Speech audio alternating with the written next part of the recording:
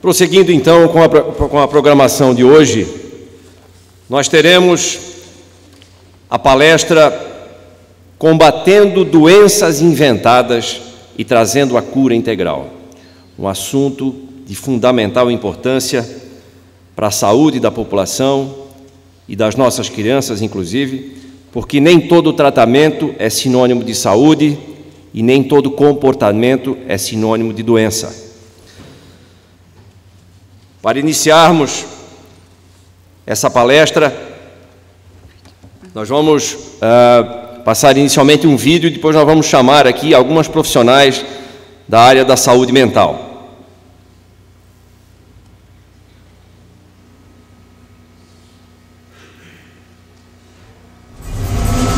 A vida pode ser uma verdadeira aventura quente, rápida, vagarosa ou triste, às vezes cheia de altos e baixos. mas, segundo os psiquiatras, qualquer parte da vida pode ser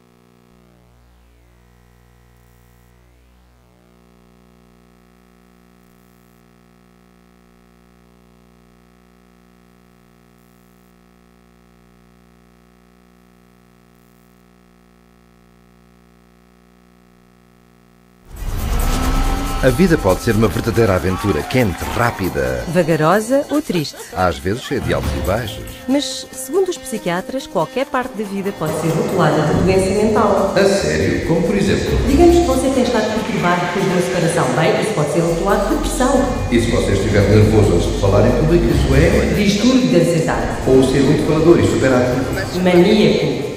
Sou um pouco louco. É verdade. Mas quanto disto acontece realmente? Vamos perguntar. Ela! Mas de onde vêm esses distúrbios? Do Manual de Diagnóstico e Estatístico de Doenças Mentais da Psiquiatria. São 943 páginas e cobrem tudo desde depressão, ansiedade e gaguejo, vício de cigarros, medo de aranhas, pesadelos, dificuldades com matemática e distúrbio de infância, todas reinterpretadas e falsamente rotuladas de doença mental. Mas algumas pessoas têm problemas sérios na vida. Certo? Mas os psiquiatras reduzem isso a algo de mal, como o seu cérebro. Então deixem-me entender isto. Os psiquiatras têm um livro de problemas de vida reinterpretados como distúrbios mentais? Sim. É lá, deve estar bem baseado na ciência. Pensar-se-ia que sim, mas não está. Numa das suas recentes convenções, os psiquiatras admitiram-no. Ouça esta. DSM is made up by committees of men who have political opinion, and women too, who have biases and political opinions. And so there isn't nearly as much science in DSM as there ought to be. Like in the previous one, people had a meeting in the bathroom and they decided that something should be in there, and then they would go and propose it to the whole committee. Então o DSM é de facto político, não científico. Exato.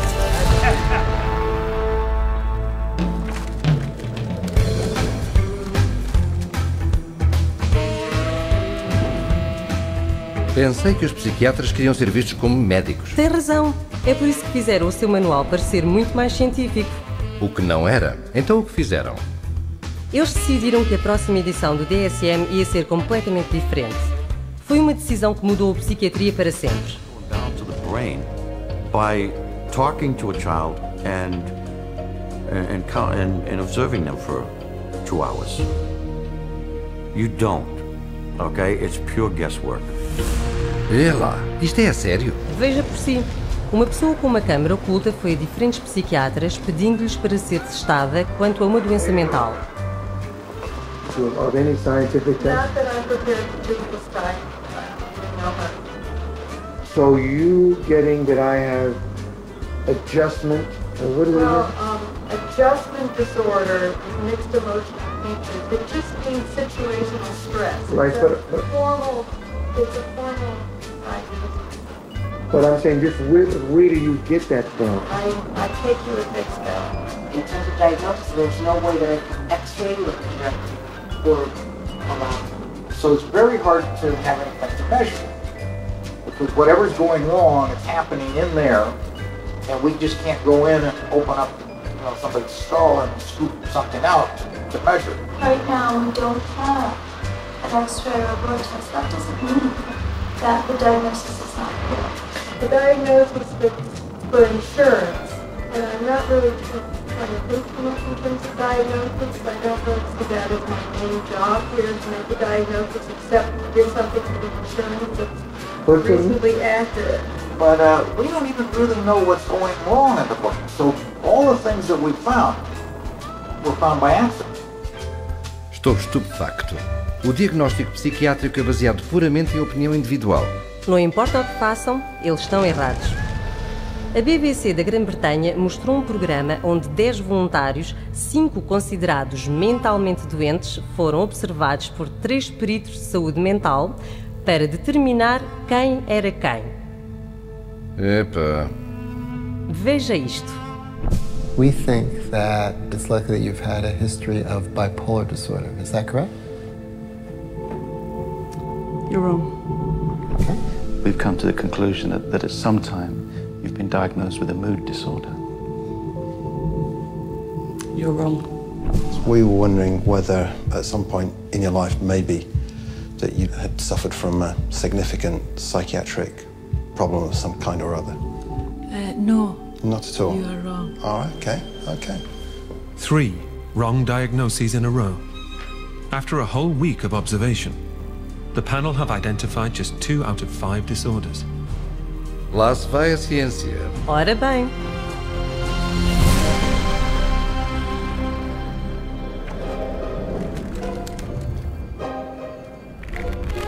Okay, I'm in.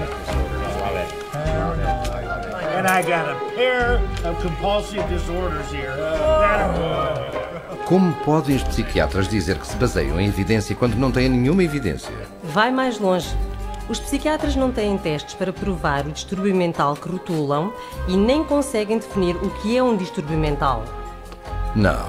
Eles até o dizem no DSM. Veja isto. Although this manual provides a classification of mental disorders, it must be admitted that no definition adequately specifies precise boundaries for the concept of mental disorder. There you go. Incrível. Mas os psiquiatras não acabam aí. 14 anos depois do DSM-3, eles publicaram o DSM-4. E o seu editor-chefe foi mais rude sobre o termo distúrbio mental. There is no definition of a mental disorder. It's bullshit. I mean, you just can't define it. Então, mesmo admitindo que não podiam definir distúrbio mental, um termo que usaram no título do seu próprio manual, eles adicionaram mais distúrbios. Muitos mais. 115 para ser exato, para um total de 374. Isso é mais de 3 vezes o número de distúrbios listados no DSM-1. E em apenas 40 anos. E este livro pesa quase 2 quilos. É maior do que as páginas amarelas. É um catálogo de doenças mentais. Com ele, 120 milhões de pessoas em todo o mundo foram diagnosticadas com uma doença mental. É lá. Mas e as doenças de classificação internacional? Houve um aumento em distúrbios mentais aí também? Sem dúvida. A secção de distúrbios mentais e comportamentais do ICD é quase equivalente ao DSM. O que acontece no DSM é espelhado ali. Está bem.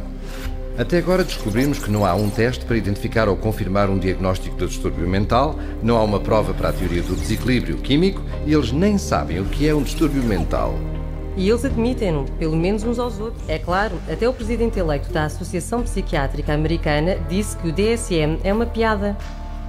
Well, what does D stand for? I used to think it is diagnostic, but over the last few years realized it is more like a dartboard. Jogo de dardos? Os psiquiatras dizem isto aos seus pacientes? Não. Os psiquiatras agem como se soubessem do que falam, enquanto mantêm o público no escuro. Vê lá. Muitos diagnósticos, mas tudo o que recebes são medicamentos. Correto. Hoje, um diagnóstico psiquiátrico significa realmente uma droga psiquiátrica. Está a brincar? Estas são drogas perigosas. Sim. E tem havido milhares, talvez mesmo milhões de vítimas que vieram à psiquiatria para receber ajuda, mas receberam drogas que as destruíram. Pessoas como Candace a tomar Zoloft por sentir-se nervosa antes dos testes. Steven cometeu suicídio 19 dias a tomar Prozac. Julie, a planear entrar na universidade, enforcou-se depois de 7 dias a tomar Zoloft. Matthew tinha 13 anos quando se enforcou. Matt, 21 anos, numa combinação de drogas psiquiátricas. Caitlin, em Zoloft e Trazodone. Beth, em Paxil devido a problemas de sono. Matt, depois de começar a tomar Lexapro. Charles, a tomar Clozaril. Caitlin, de 12 anos. Megan, Aaron... Espera. Isto é insano. Está a dizer-me que todas estas pessoas que se mataram têm estado a tomar drogas psiquiátricas? Sim, cerca de 42 mil mortes num ano estiveram ligadas a drogas psiquiátricas, quer seja por homicídio ou suicídio. São mais de 3 mil pessoas por mês. Eles devem tirar estas drogas do mercado? Sem dúvida que sim, mas porque estas drogas são de longe o principal tratamento que os psiquiatras oferecem aos seus pacientes, eles menosprezam os riscos. E os seus pacientes pagam o preço. E não são só as companhias de drogas que promovem estas doenças. Um psiquiatra, Joseph Biderman, criou e popularizou um distúrbio chamado bipolar pediátrico. Ele, de facto, disse que pode começar no momento em que a criança abre os olhos. Bipolar? Mudanças de humor? Em crianças? Infelizmente, sim. Em 9 anos, o Dr. Biderman expandiu 40 vezes o número de crianças rotuladas com bipolar. A maioria foi receitada com poderosos antipsicóticos destinados a doentes mentais mais sérios. Não fazia a mínima ideia. O psiquiatra editor do DSM-4 admitiu a responsabilidade do DSM em criar a moda bipolar infantil. Well, we learned some very, very painful lessons in doing DSM-4, but inadvertently, I think we helped to trigger 3 false epidemics. One for the childhood diagnosis of bipolar disorder. Demasiado tarde, não é? Para muitas crianças, sim. E como os psiquiatras dizem que os distúrbios mentais como bipolar não podem ser curados, os psiquiatras e as companhias de drogas fazem clientes para toda a vida. Assim, é uma parceria natural. Sem dúvida. As companhias de drogas oferecem imenso dinheiro para pesquisa aos psiquiatras, que depois criam mais diagnósticos para tratar com drogas psiquiátricas. Espera um minuto. As companhias de drogas infiltraram-se nos comitês de psiquiatras decidindo sobre que distúrbios incluir no próximo DSM? No DSM-4, 56% dos membros do comitê tinham laços financeiros pessoais com as companhias farmacêuticas, a própria indústria que lucraria com as 115 doenças mentais acrescidas votadas. Então é claro que se vê mais diagnósticos que serão tratados com drogas. E muitos mais sintomas listados para cada um. Isso é má ciência, se as suas categorias são tão fracas que precisam de uma categoria para apanhar todas as peças perdidas. Sim, como o ADHD não especificado, distúrbio alimentar não especificado, distúrbio do humor não especificado... Não posso crer. Existe uma categoria chamada distúrbio mental não especificado? Como em não estamos a descrevê-lo para si, isso também é uma doença mental? Fica ainda mais louco. De acordo com o DSM, também poderia ser diagnosticado com um distúrbio mental que nem sequer é listado. Está a brincar. Ou sério? Este DSM não é minimamente medicina. Não. É puro marketing.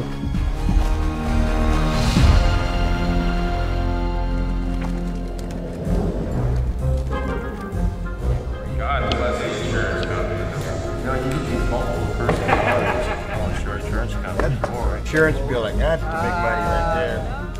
Algo ainda me intriga. Se o tratamento psiquiátrico é tão longo, caro e ineficaz... Eu sei. Quem está disposto a dar essa quantidade de dinheiro para tratamento psiquiátrico que se arrasta por anos, muitas vezes durante uma vida, com resultados tão desprezíveis? Exatamente. Quem paga tudo isto? O governo e os seguros de saúde. Exato, os seguros. Na verdade, o lobby psiquiátrico farmacêutico foi muito eficaz em levar à aprovação de leis para forçar as seguradoras a providenciar saúde mental igual ao seguro médico. A chamada paridade de saúde mental, certo? Correto, mas economicamente isto tem sido uma catástrofe. Que fraude! Tem razão. Todos os anos a indústria psiquiátrica usa o DSM para receber 100 mil milhões de dólares do governo e seguradoras privadas.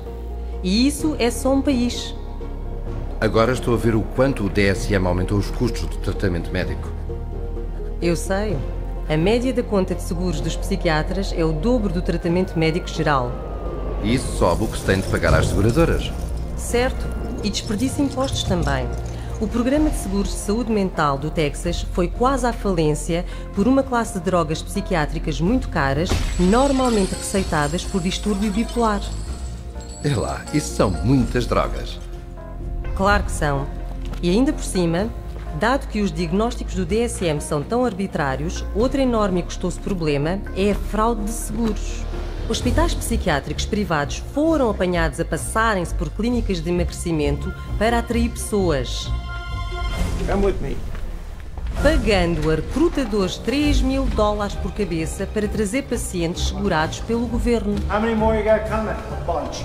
Basically don't know the diagnosis from normal childhood. That's what that's saying. Distúrbio de hiperatividade com déficit de atenção. É isso que os psiquiatras atribuem às crianças que não se sentam quietas na classe, contorcem-se, correm ou trepam muito. Basicamente um comportamento infantil, certo? Certo, e 20 milhões de crianças foram diagnosticadas com algum distúrbio mental. Então, em vez de deixar as crianças serem crianças... Os psiquiatras estão agora a dizer aos pais que os seus filhos são mentalmente doentes e precisam de drogas psiquiátricas. Ouvi dizer que os estimulantes dados a crianças diagnosticadas com problemas de atenção são quimicamente muito semelhantes à cocaína. Sim, e eles têm um alto potencial para abuso. Estão listados pelo governo dos Estados Unidos na mesma categoria da morfina, ópio e metanfetamina. Então quem é que os psiquiatras vão drogar a seguir? Bebés? Exatamente. Eles estão a usar o que chamam de diagnóstico de classificação 0 a 3 ou DC-03. É um mini DSM para bebés e crianças de 1 a 3 anos. Isso é risível. Sim, até que considere que na China o governo já estabeleceu clínicas psiquiátricas para tratar adolescentes por, cito, uso problemático de computador, às vezes a usar choque elétrico para curá-los. Não. E se pensa que isso é mau, existe mais uma inclusão proposta no próximo DSM que é verdadeiramente arrepiante. Fica pior. Este leva ao diagnóstico de doença mental um passo mais adiante. Síndrome de risco de psicose. Mais recentemente com um título complicado de Síndrome de sintomas psicóticos atenuados. Mas que palavrão! E o que significa?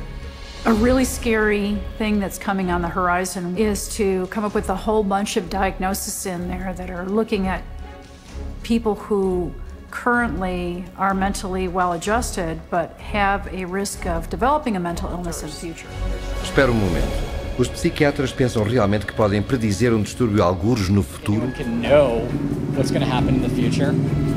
Eles não têm, obviamente, nenhuma pista. Sim, mas apesar disto, já estão a propor fazer questionários às crianças para futuras doenças mentais. Para que os possam tratar agora? Exato. Lá, isso é verdadeiramente aterrador. E a parte mais louca disso, os psiquiatras ainda estão a avançar para o DSM-5 quando alguns dos seus mais influentes admitem que é completamente inútil. Any comment on DSM-5?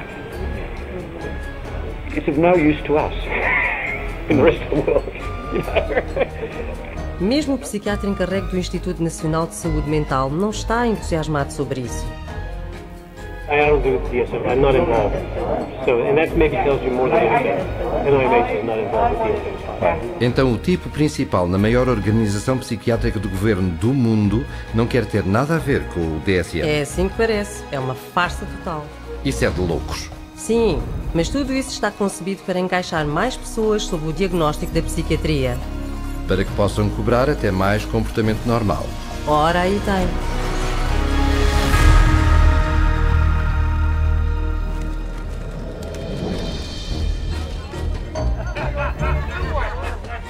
Então, se o DSM é tão desnecessário, por que é que os psiquiatras... Oh, já entendi. É tudo uma questão de dinheiro, não é? Com a psiquiatria é sempre uma questão de dinheiro. E começa tudo com o DSM, como Robert Spitzer disse.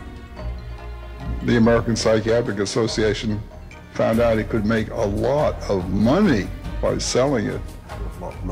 Muito dinheiro? De quanto estamos a falar? De 6,5 milhões de vendas por ano. Lá. Mas não é só vendendo o DSM que fazem lucro. Os psiquiatras e as companhias de drogas fazem dinheiro sempre que o usam para diagnosticar alguém. Isto tem sido um abrir de olhos. Vejamos, não existem testes de laboratório para um distúrbio mental que os psiquiatras nem conseguem descrever no seu próprio manual. A teoria do desequilíbrio químico é totalmente fictícia e, no entanto, as drogas que dizem equilibrar o cérebro são receitadas a pessoas de todas as idades. Sim, com 84 mil milhões de dólares por ano, com um aumento de 10 mil milhões de dólares de prémios de saúde só nos Estados Unidos. E estamos a pagar por tudo isso através de impostos do governo e faturas mais altas de seguros. É verdade. Toda a indústria psiquiátrica usa o DSM para fazer 330 mil milhões de dólares por ano. É quase 1/3 de $1 bilhão. E está a crescer. Está fora de controle. Psychiatrist. Muito bem dito. É tão óbvio. Temos de nos ver livres do DSM. É terrível para a sociedade. Eu sei. Apesar da sua fundação incrivelmente frágil, o Manual de Diagnóstico e Estatístico teve um grande impacto no nosso mundo. Nas nossas escolas, nos nossos governos... Nos nossos tribunais. E nos média militares. Eles também. Basicamente em toda a nossa sociedade. E tudo isto sem uma única pessoa curada. O DSM é realmente mais do que um castelo de cartas. O Manual de Diagnóstico e Estatístico é a farsa mais mortífera da psiquiatria.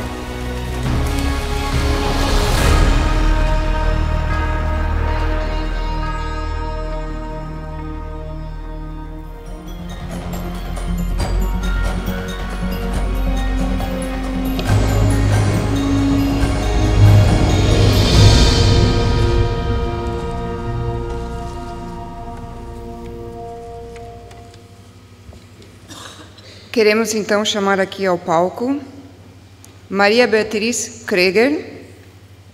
Trabalha 7 anos como terapeuta holística do Instituto de Evolução Humana.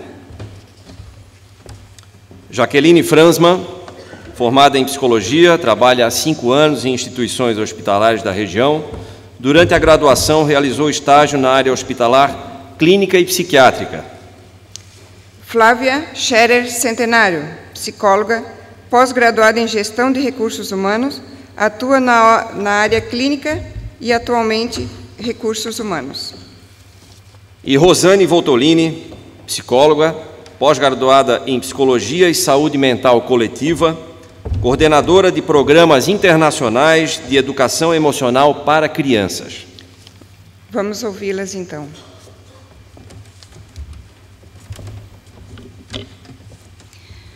Bom dia a todos.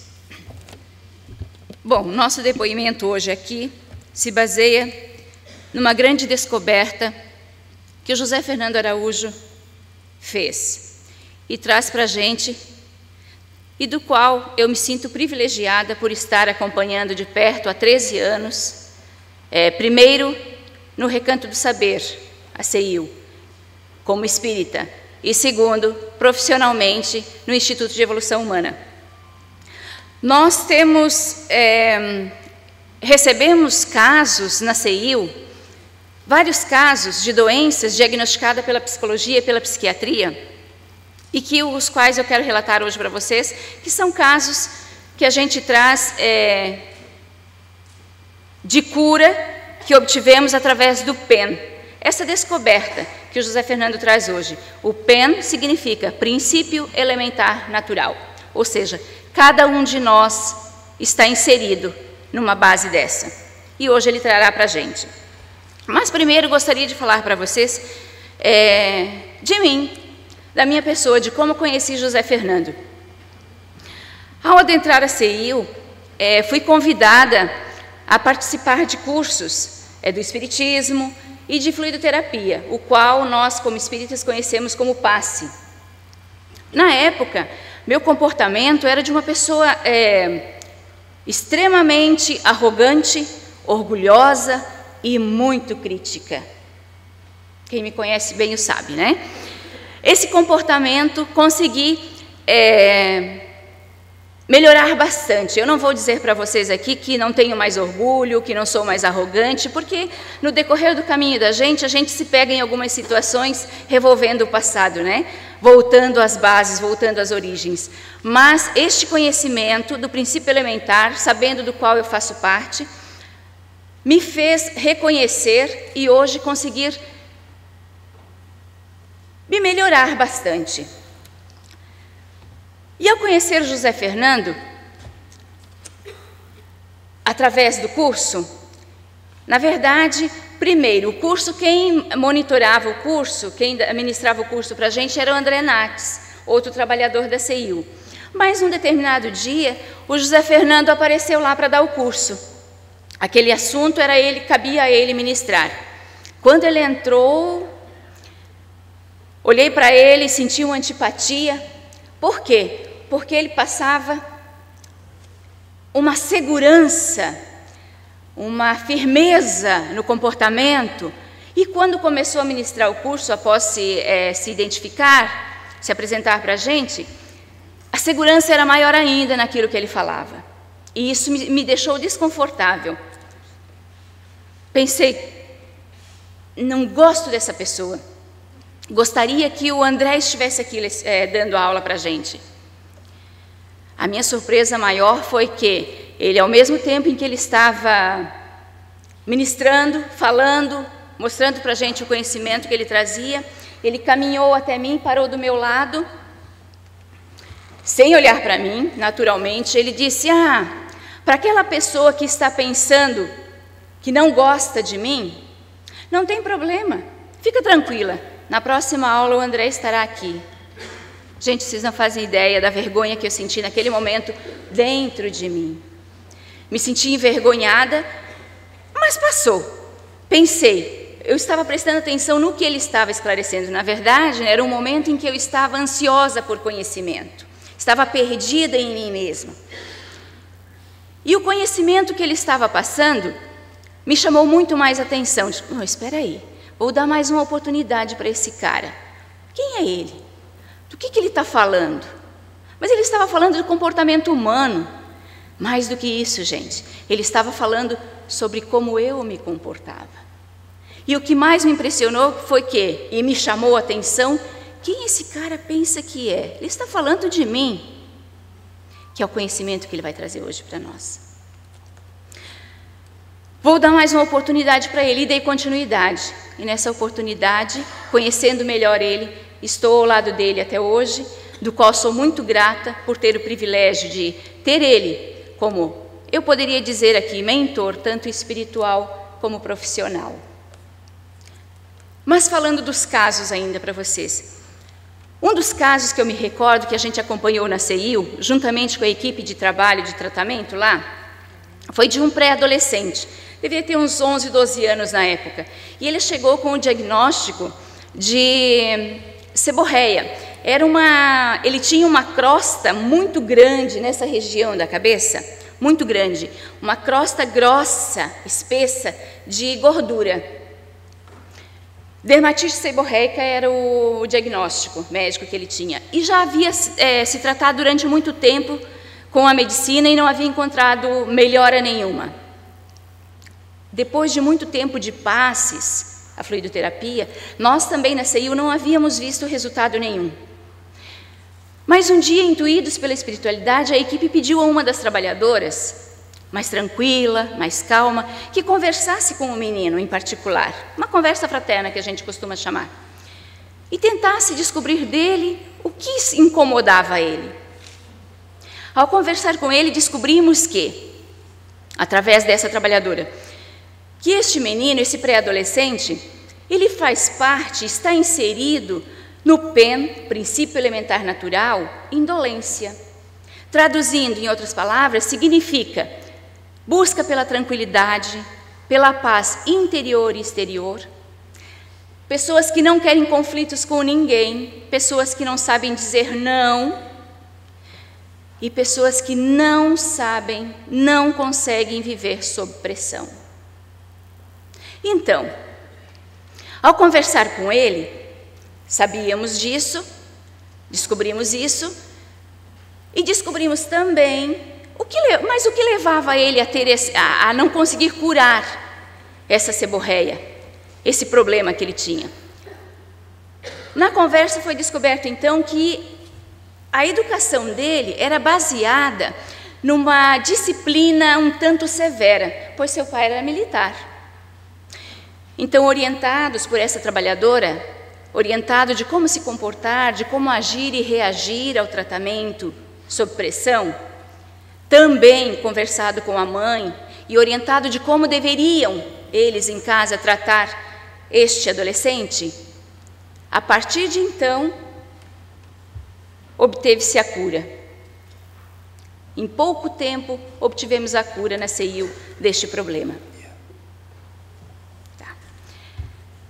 Então, um outro caso que tivemos foi de esquizofrenia. Uma jovem senhora que, diagnosticada com esquizofrenia, tratamento psiquiátrico e psicológico simultaneamente, usava 3 psicotrópicos 3 medicações desse porte, 20 meses em tratamento, chegou até nós. E essa, através de conversas, descobrimos o seu PEN, princípio elementar natural, que seria a gula, tradução de o que significa gula. Uma intensidade pela busca do prazer. O que é o prazer? Tudo que lhe traz alegria, tudo que lhe traz conflitos, que lhe traz tristeza, dores, essa pessoa repudia. Então, o que descobrimos que estava acontecendo com essa pessoa? Havia tido perdas profissional e pessoal no decorrer desse tempo e não soube lidar com isso. Seu princípio elementar entrou em desequilíbrio e a psiquiatria e a psicologia não estavam dando conta desse tratamento, dessa cura. Conosco, com o tratamento que fizemos de reequilíbrio desse PEN, em 4 meses, essa pessoa estava de volta ao mercado de trabalho e sem uso de medicações. Tivemos na CEIU vários casos de crianças com diagnóstico de TDAH, né, que a gente viu ali, que é o transtorno de déficit de atenção e hiperatividade, mas a síndrome de Asperger, que é um grau de autismo. Todas essas pessoas identificamos os seus PENs, princípio elementar natural, e através de conversas conseguimos colocá-las em reequilíbrio novamente. Eu só gostaria de falar um segundinho sobre mim, né? Se eu precisasse hoje da psiquiatria, o meu princípio elementar é a singularidade. O que chamamos o meu grupo de comportamento, o eu diferente. Se eu fosse a psiquiatria hoje com algum problema, que seria o quê? Tristeza, falta constante, porque não consigo me identificar, não sei o que falta em mim. Eu seria identificada ou diagnosticada com depressão profunda. Sem cura. Muito obrigada. Obrigado, Beatriz. Jaqueline.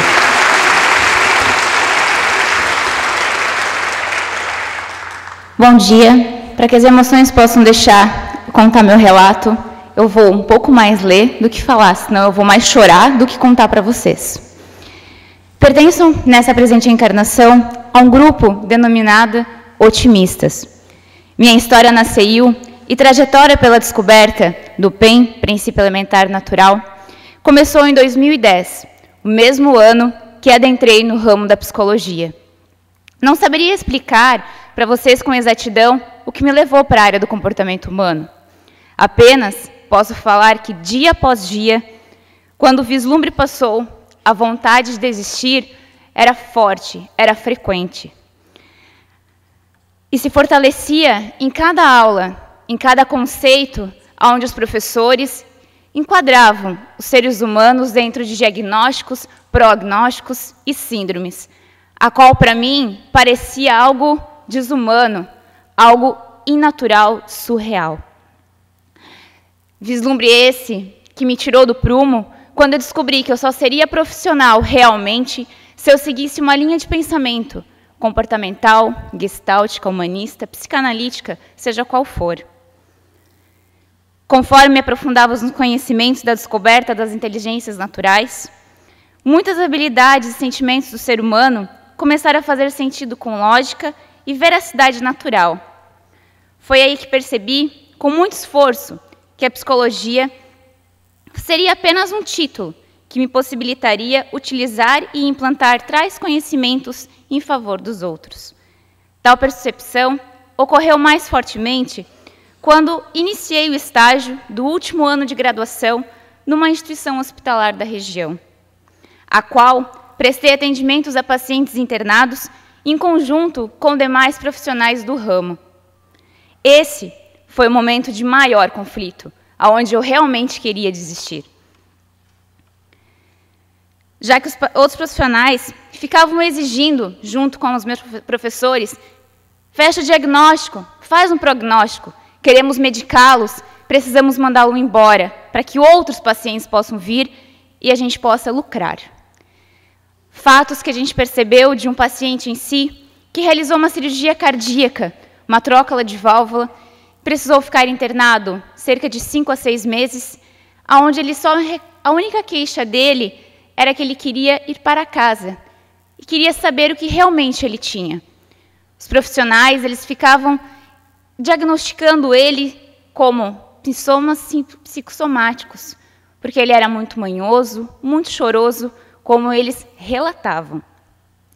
Devido às muitas medicações fortes que tomava, diariamente para o coração, outros órgãos e funções foram afetadas, como renal e neurológica principalmente.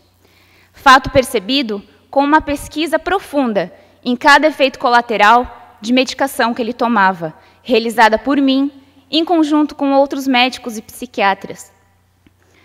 O paciente demonstrava sentir era uma insegurança frente ao seu diagnóstico e à equipe de cuidado. Fato que foi percebido era a necessidade que os médicos tinham de tratar os sintomas provocados pela falta de atenção, segurança e excesso de medicação com tratamentos ansiolíticos, os quais não surtiam efeitos no paciente, que se negava em tomar e referia que não estava triste, que desejava ir para casa. Conversando com a equipe, os relatos foram os mesmos. O paciente é muito manhoso. Os sintomas que ele sente são psicomáticos, porque ele não quer ir para casa. Esses e outros relatos se coincidem em vários e vários casos, onde os pacientes possuem uma necessidade, os médicos possuem uma necessidade financeira de ter ou realizar psicodiagnósticos que enquadrem os pacientes em patologias e síndromes para que eles fiquem internados por pouco tempo, favorecendo uma maior rotatividade de pacientes internados em seus consultórios. O que me frustrou com mais profundidade, já que dentro de um hospital prega-se o acolhimento. Acolhimento esse que não é realizado por quem mais devia fazê-los, os médicos e os psicólogos. Mas eu desejo fazer a diferença, utilizando essa descoberta inata, percebendo o ser humano e a sua forma de viver. Saber o porquê eu ajo e penso de maneira diferente da minha mãe ou de qualquer familiar, e entender que não tenho transtorno de déficit de atenção e nem hiperatividade, que sou cheia de energia, sou alegre, gosto de viver, sou muito bagunceira e gosto de falar, fez e faz uma grande diferença em mim. Sou grata ao Zé Araújo por essa pesquisa e por usar a sua psicometria para nos ajudar e a descobrir a nossa verdadeira natureza. Obrigada. Flávia. Bom dia a todos. Como foi anunciado, eu sou psicóloga há quase 10 anos, mas a minha relação com as doenças mentais começou um pouquinho antes disso. Aos 18 anos eu casei e fui morar longe da minha família, dos amigos, e veio o desejo de engravidar, o que eu consegui através de tratamento, e a minha filha nasceu quando eu tinha 21 anos. Quando ela estava com 1 ano de idade, eu fui diagnosticada com depressão pós-parto pelo meu ginecologista. Passei 1 ano em tratamento com antidepressivos. No ano seguinte, eu comecei a minha faculdade de psicologia. Ao final do 2º ano da faculdade, eu perdi meu pai. Novamente, eu fui diagnosticada com depressão, mas por uma psicóloga, minha professora de curso, com a qual eu já estava fazendo terapia há alguns meses. Junto com meu ginecologista, novamente eu utilizei de medicação. Em 2007, eu me formei e novamente me vi em conflito. Já em terapia há mais de 4 anos, fui diagnosticada com depressão cíclica, pois a cada 3 anos eu estava com quadro depressivo. Nessa fase, eu fui encaminhada pela minha psicóloga a um psiquiatra, para indicação de medicação, pois além da depressão, eu estava com um quadro de síndrome do pânico. Nesse período da minha vida, além do tratamento com a psicóloga e com o psiquiatra, conheci outra terapeuta, que não é psicóloga, mas que me apresentou o outro lado, o espiritual, sempre me instigando a buscar o aprimoramento e o conhecimento espiritual, e me assegurando que eu não passaria por mais nenhuma depressão. Me indicou várias leituras, que me ajudaram muito e começou a se criar uma lógica e um entendimento para muita coisa que eu não achava respostas. Eu não posso dizer que, após o terceiro diagnóstico de depressão, eu não tive períodos difíceis, de tristezas, de mudanças. Tive, e por sinal muito marcantes e significativos na minha vida. Há 3 anos eu mudei para Blumenau.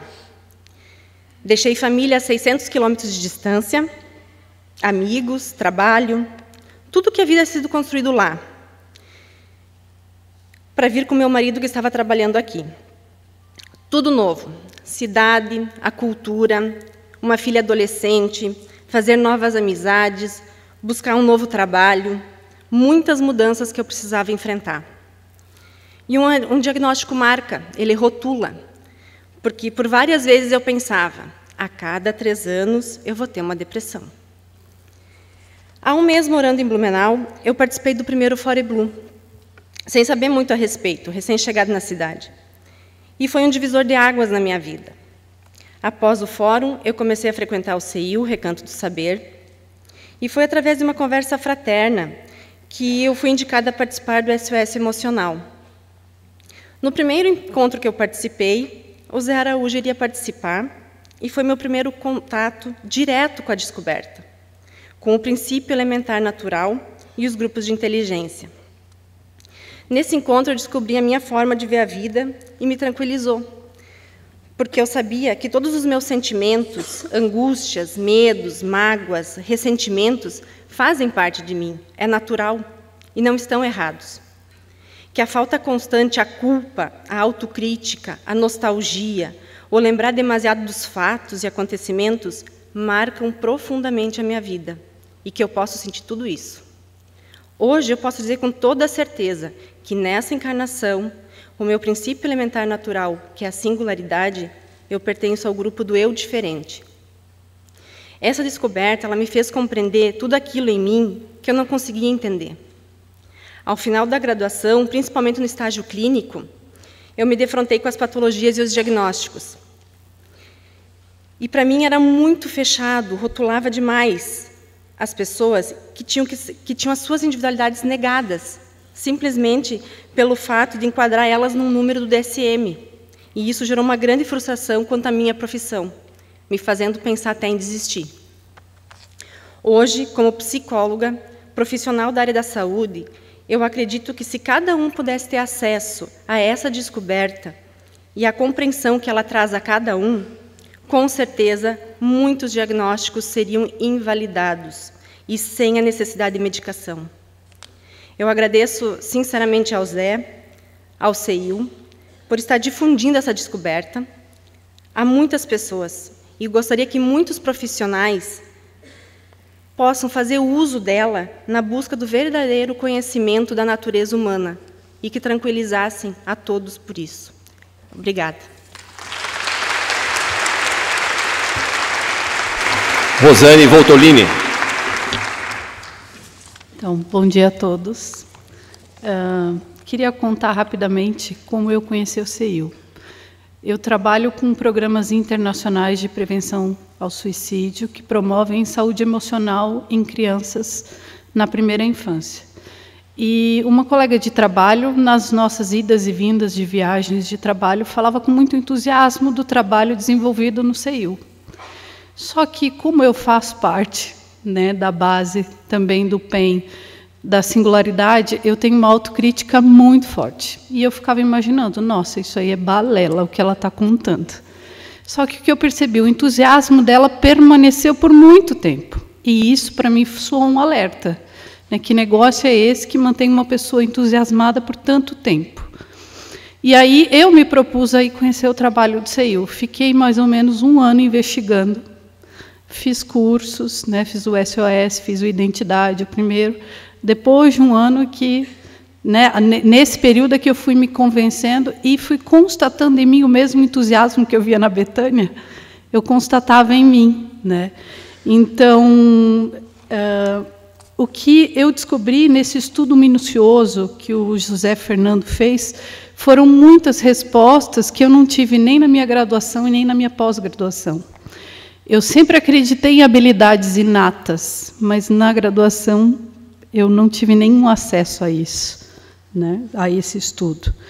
E o que eu constato, né, com os estudos que o José Fernando faz, eles são 100% precisos.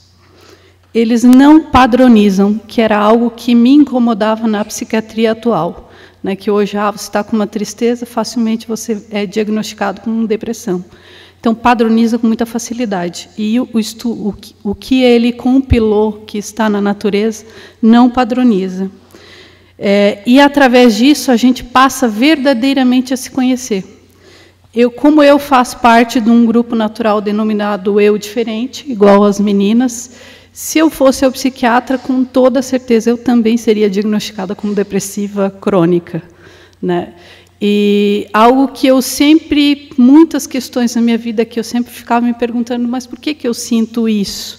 Fiz terapia durante 10 anos e não encontrei resposta, né? E em poucos meses de curso no CEIU, eu encontrei todas que eu estava buscando, tanto para a minha vida pessoal quanto profissional.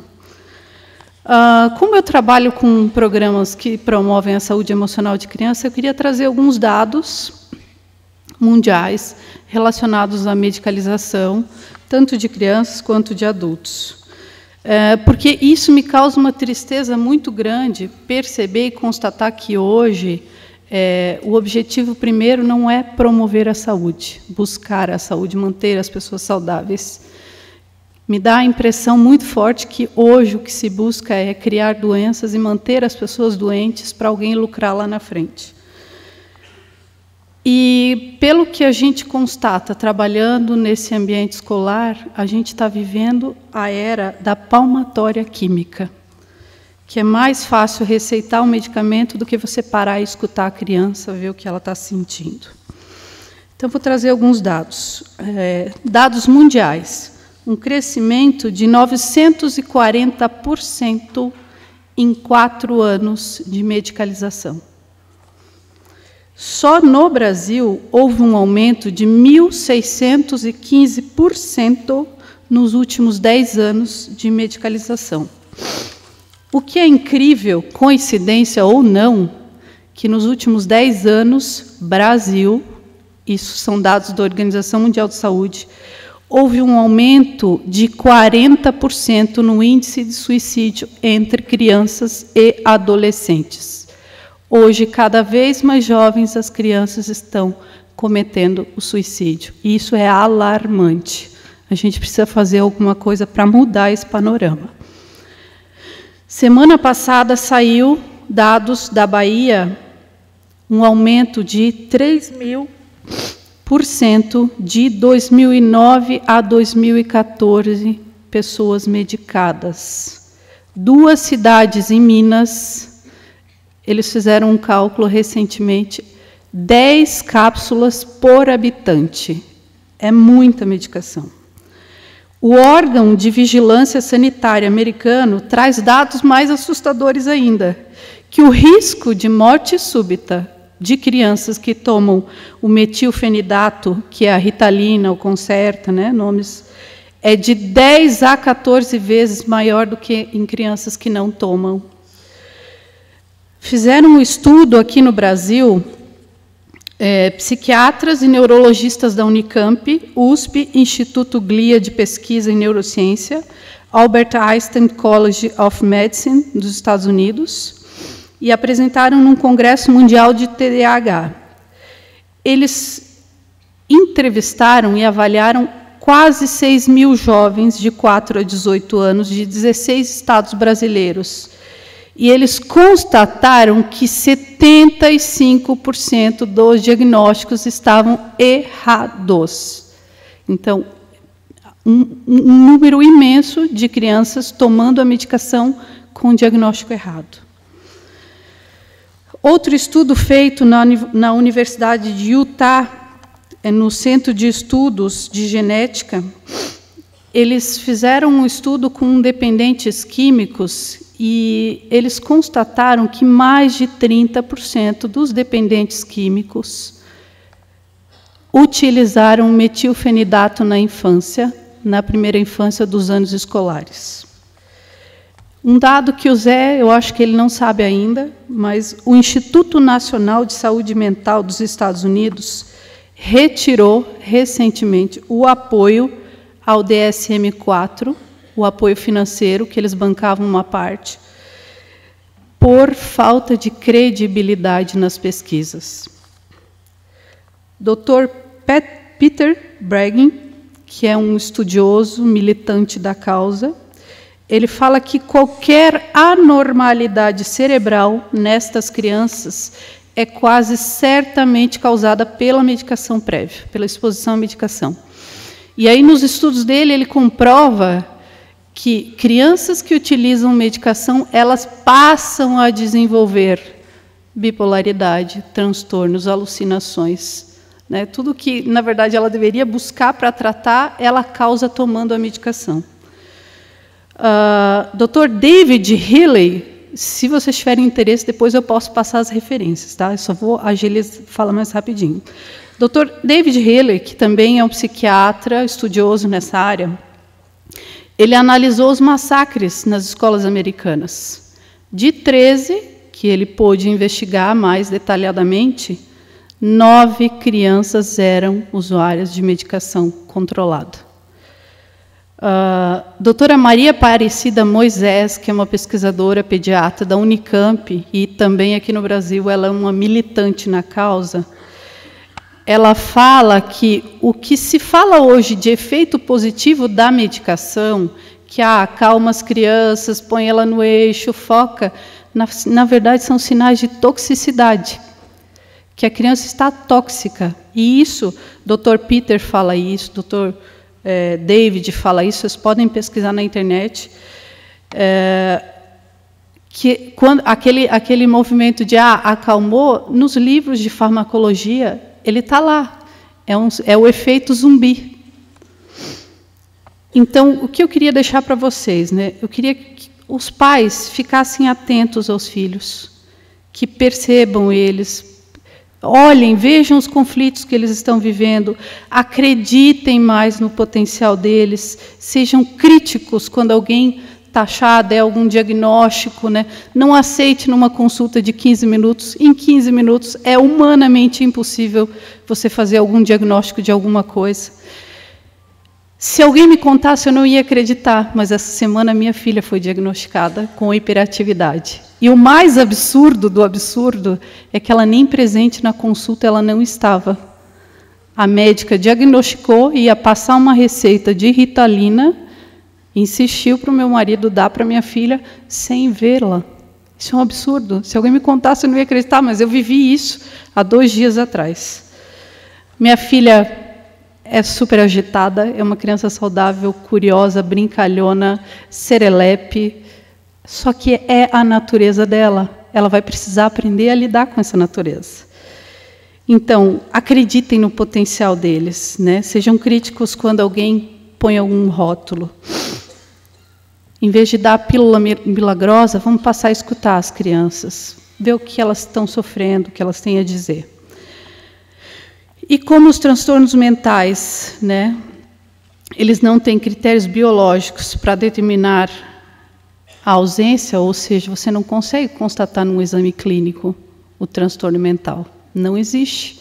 Não tem nada fisiológico que comprove isso. A gente fica à mercê do profissional que vai nos atender, né? Vamos ficar à mercê do que ele vai pensar. Então, assim, habilidades inatas, que é o que eu aprendi, né, com esse estudo minucioso do José Fernando, elas não podem ser medicadas, porque não são doenças. A minha filha não é doente, ela tem uma natureza mais agitada, mas ela não é doente. E por não serem doenças, elas precisam ser direcionadas. A criança, ela precisa passar a conhecer a natureza dela, aceitar que ela é daquele jeito, que tudo bem, não está errado ela ser agitada. Ela é a natureza dela. E ela precisa aprender a lidar com essa agitação e não dar a medicação. Então, queria dizer para vocês que eu sou eternamente grata, né, ao conhecimento que eu obtive no CEIU através do estudo minucioso, preciso, e altamente eficaz do José Fernando. Isso mudou a minha vida pessoal, mudou a forma como eu enxergo os meus filhos, mudou a forma como eu me relaciono com meu marido. Meu marido também teve a oportunidade de fazer o curso e descobrir qual que é a base dele. E aí eu queria desafiar todos vocês a conheçam, né, pesquisem, busquem, vão ao CEIU, façam cursos, porque isso aqui verdadeiramente tem um poder de revolucionar esse cenário tão horripilante que a gente vive atualmente. Obrigada.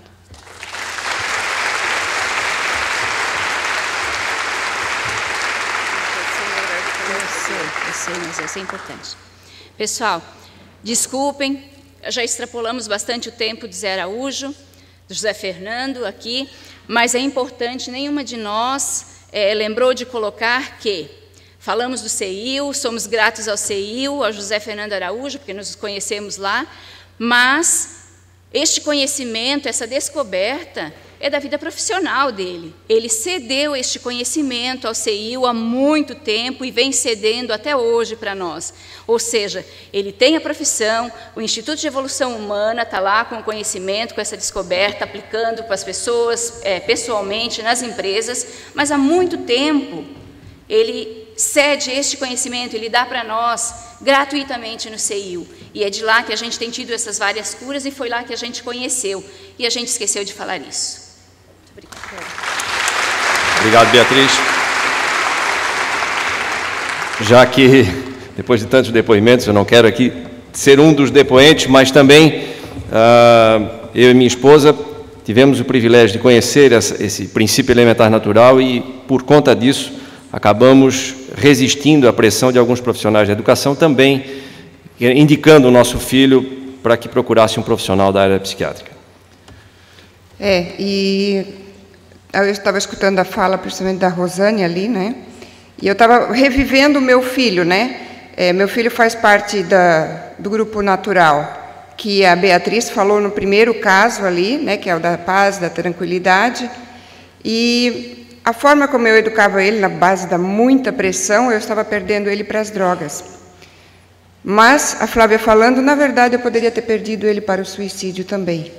E hoje, isso com 12 anos de idade, hoje ele está com 18, acabei de deixar ele na autoescola e temos um relacionamento muito melhor do que era. Então, essa descoberta, para a minha vida pessoal, foi fantástica também. Com vocês, então, José Fernando Araújo, que nasceu em Recife e é um pesquisador do comportamento humano, palestrante e conferencista internacional, que inclusive levou toda essa descoberta natural já para a Europa, Portugal, Suíça, Alemanha. Comprovadamente, o comportamento do brasileiro dentro desse PEN é igual em todo o planeta, né? Atua como headhunter e consultor para diversas empresas. Compilador responsável pelas informações das inteligências naturais humanas que são desenvolvidas através do Instituto Inato, Instituto de Evolução Humana. Trabalhador espírita há mais de 30 anos, iniciou sua vivência na Casa Lar Espírita Chico Xavier. Médio desde a infância, detentor de diversas faculdades mediúnicas, sendo que uma delas se manifestou no primeiro Foreblu, com o caso de xenoglossia, comprovado pelo pesquisador Clóvis Nunes. Psicografou várias obras como Resgate Libertador, No Templo de Reencontro e Cidades Espirituais. Também publicou livros da sua autoria, como Conhece-te a ti mesmo, Arqueologia do Ser, Somos Todos Inteligentes e Nosfera, sendo esse último sobre energias, que é um dos seus focos de estudo. Esses livros que eu citei agora, todos falam sobre a palestra de hoje. Se vocês quiserem adquirir depois, está lá na frente. Com vocês, então, José Fernando Araújo.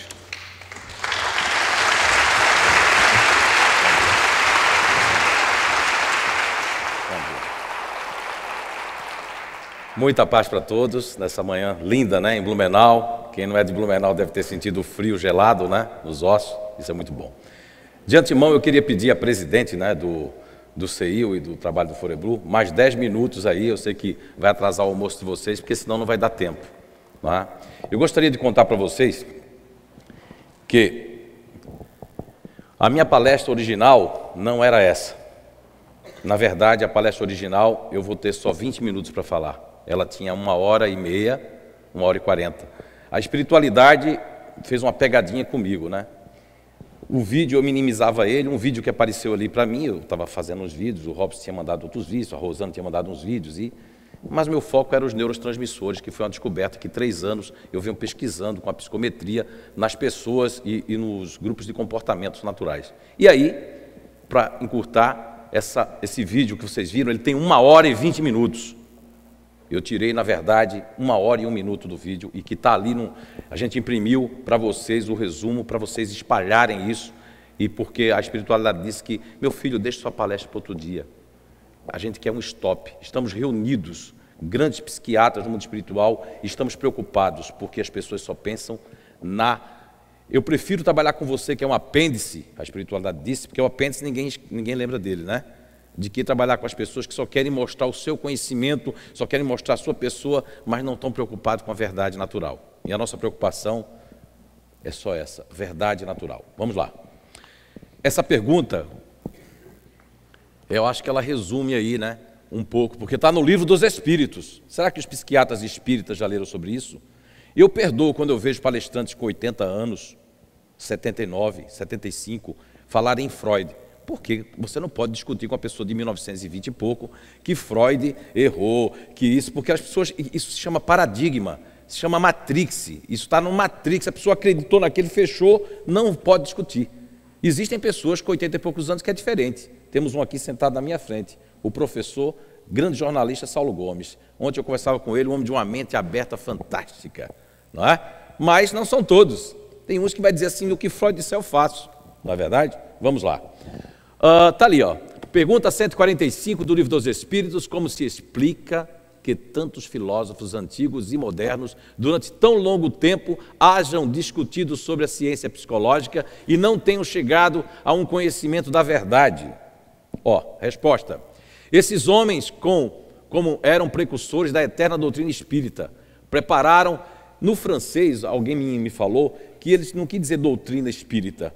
No original, queria dizer, porque lá no mundo espiritual não existe religião espírita, católica, né? Não. Quer dizer o espírito, a ciência espírita. Ciência espírita, mas eu acho que nos livros do Brasil, como sempre os tradutores colocam a sua moda, colocaram doutrina, né? Então, mas é ciência espírita. Prepararam os caminhos, eram homens, como tais, eram homens, faziam cocô, xixi, tudo isso, né? Eram homens. Como tais, se enganaram, tomando suas próprias ideias pela luz. No entanto, mesmo os seus erros servem para realçar a verdade, mostrando o pró e o contra. Demais, entre esses erros, se encontram grandes verdades, que um estudo comparativo, né, torna apreensíveis. Veja bem, é um resumo do que vocês viram hoje aqui. Livro dos Espíritos, século XIX. Bem, eu não vou me ater a isso, que está no resumo que a gente fez, para que vocês... Mas eu só queria fazer uma pergunta para vocês. Quem puder me responder, eu gostaria de ouvir. Por que no Brasil o Alan France está tendo o maior problema com as editoras do Brasil e não consegue publicar seu livro já há quase 1 ano e pouco, que é o Sowing Normal, não é isso? Né? Então, Salvando o Normal. Por quê? Eu pergunto a vocês, por que no Brasil... Será que é porque aquele seminário que eu fui dar na Bahia ou lá em Recife, que eu escutei psicólogo falar que não pode, porque psiquiatra falar que não pode, que eu tenho que continuar dando meus remédios? Por que no Brasil não consegue editar o livro dele? Por quê? Eu queria que vocês me respondessem. Alguém tem essa resposta? Por quê? Hã? Porque não dá lucro. Muito bem, muito obrigado. Uma salva de palmas para quem respondeu. Muito bem. Porque não dá lucro. E porque o importante é eu chamar a atenção, é a notoriedade, eu sou o cara. É importante, é só isso hoje. No meio espírita também. Porque fulano é assim. Não. Isso, a verdade é mais importante. Então aqui, ó. Esse aqui morreu trilionário. É o pai do déficit de atenção. Aos 87 anos de idade, faltando uns 7, 9 meses para ele desencarnar, deu um ataque nele de bom senso, deu um ataque de verdade no homem. E ele, sabe o que ele fez? Mandou chamar um jornalista alemão, mandou chamar jornalistas que realmente tinham credibilidade no meio psiquiátrico e detonou ele mesmo, se chamou de mentiroso e disse que o déficit de atenção, o transtorno, né? Déficit de atenção é uma mentira, uma farsa. Olha, por que também ele tomou essa decisão? Porque ele tinha tanto dinheiro que daqui a 28, ou 45, ou 50 reencarnações ou gerações, não gastava o dinheiro que esse homem ganhou. Ele ficou tão mal antes de morrer, você vê que ele não sabia que ia morrer daqui a 8, 9 meses, né? Mas pressentia alguma coisa que ele precisava dizer para o mundo. Agora imagine para onde ele deve ter ido. A gente tem que orar por ele. Porque foram milhões de pessoas que perderam as suas encarnações por causa dele, que deturparam as suas vidas, que tomaram outros caminhos, que tomaram remédio, que deixaram o casamento, que sofreram tudo que foi coisa, bullying e tudo mais. É uma responsabilidade. Viver é uma responsabilidade muito grande. Está aí, também está lá no nosso resumo. Eu quero agradecer aí. Agora, eu vou ter que ter mais tempo, porque mulher fala muito. A gente combinou um tempo com elas, todas elas extrapolaram, eu cronometrei. Cada uma passou, teve uma que bateu o recorde e no final ainda quis falar mais. Eu já estava ficando bravo com ela. Quando ela falou no final, eu digo, agora pronto, agora eu vou. Aí deu até um passe nela ali, para ela não ficar mal. Mas mulher gosta de falar, rapaz. Não, mas olha, eu achei muito importante. O Severino, eu não quero tirar nenhum tempo dele, tá? O pessoal que tira o tempo do almoço, mas se quiser eu termino de 10 horas. Eu tenho mais assunto aí para vocês. Vamos lá. Bem, o PEN quântico, né? Esse nome, eu tenho que ser bem sincero com vocês. Ele foi um nome que eu tirei da questão 909, tá? Que foi princípio. O outro nome que me deu foi Dr. Hernando Guimarães Andrade, espírito, me soprou, elementar. E natural, também tirei da questão 907 do Livro dos Espíritos. Então vamos lá. O que é isso, PEN? Base e paixão. Eu vou legitimar muito rápido, mas vocês procurem estudar. Quem já conhece seu grupo de comportamento aqui, levanta a mão aí. Ó, vê quantas pessoas, ó, já são libertos do Matrix. Quantas pessoas? Quantas? Não é? Fizeram o curso completo, as pessoas levantaram a mão. Conhece tudo, conhece mais do que psicólogo que é formado há 20 anos aí. Essas pessoas comuns, donas de casa, domésticas, que fizeram um trabalho completo. Vamos lá. Questão 191 do Livro dos Espíritos. É uma pergunta que Kardec está fazendo em relação aos silvílicas, né, aos selvagens, às primeiras reencarnações. Mas veja bem, ele pergunta, transmigrações progressivas, as dos nossos selvagens são almas no estado de infância? A resposta, de infância relativa, pois já são almas desenvolvidas, vistos que já nutrem paixões. Então as paixões são um sinal de desenvolvimento? Resposta, de desenvolvimento sim, de perfeição, porém, não. É lógico. Quando nós sairmos desse planeta para um outro planeta, as paixões ficam aqui. São oriundas, complementares e faz parte dos terráqueos, não faz parte dos outros mundos. Na Arqueologia do Ser eu falo que os capelinos emprestaram algumas paixões para nós, nessa miscigenação, né? Tanto de DNA como psíquica, né? Mas na arqueologia. Então as paixões são sinal de desenvolvimento, veja, desenvolvimento, sim, é desenvolvimento. E combina com a resposta da 907, nós vamos ver. São sinal de atividade e consciência do eu. Porquanto, na alma primitiva, a inteligência e a vida se acham no estado de germe. Essa pergunta só veio aparecer para mim depois do presente que eu recebi no SOS Emocional, que eu já contei várias vezes. Eu estava primeiro no meu SOS Emocional, eles vendo o meu esforço na área profissional, disseram, nós vamos dar um presente a você. Você pode se dirigir à mediúnica? Fui. Meu guia espiritual ainda era Alonso de Vera na época, não era o irmão Rogers ainda não, que ele só chegou há uns 6 anos na casa, certo? Fui lá, ele disse, abra na questão 907, abri, li. Você não viu nada? Eu digo, não. Li a 908. Aí eu comecei a me tocar, que tinha a ver com o trabalho que eu fazia já de pesquisa. Estava no Livro dos Espíritos. Depois eles me deram dica para pesquisar. Depois o Roberto Carrilho, grande amigo, companheiro da casa, pesquisou as paixões. Foi ele que trouxe dos filósofos. Aí depois a Paulina foi buscar onde tinha esse negócio das paixões. Então, está provando aqui, ó, é um sinal de atividade e de consciência do eu, porquanto na alma primitiva a inteligência e a vida se acham num estado de germe. Vamos lá. Agora chegou aqui, ó, o que vai legitimar para os espíritas. Para os que não são espíritas aqui, que tem bastante luterano, eu quero agradecer a presença dos luteranos, dos católicos, dos ateus que aqui se encontram, né, que eu também sei que foram convidados. Nós temos um livro chamado Somos Todos Inteligentes, que foi doado pelo Instituto de Evolução Humana, né? Foram doados alguns livros sem nenhum custo, para apoiar aqui. E lá vai ter a questão dos filósofos que legitimam isso. Muitos filósofos. Vamos lá. Agora aqui para os espíritas. Paixões, né? Porque levanta a mão quem acredita no livro dos espíritos aí. Então, você não pode sair daqui, ó, queimando isso aqui, porque você vai queimar sua língua. Será substancialmente mal o princípio originário das paixões, embora esteja na natureza? A resposta, olha, isso em qualquer língua, not, não, nicht, keine, né? Ó, ni, não. A paixão está no excesso de que se acresceu à vontade, visto que é o princípio, que eu usei ali, ó, pen, princípio, que lhe dá origem, foi posto no homem para o bem, tanto que as paixões podem levá-lo à realização de grandes coisas. É verdade. Uma pessoa que tem um illusion, eu tenho uma inveja boa da pessoa que tem a base ilusão. Não essa inveja assim, que sapato lindo, quando ele sai daqui o sapato faz... Não, essa daí é o olho seca pimenta brasileira.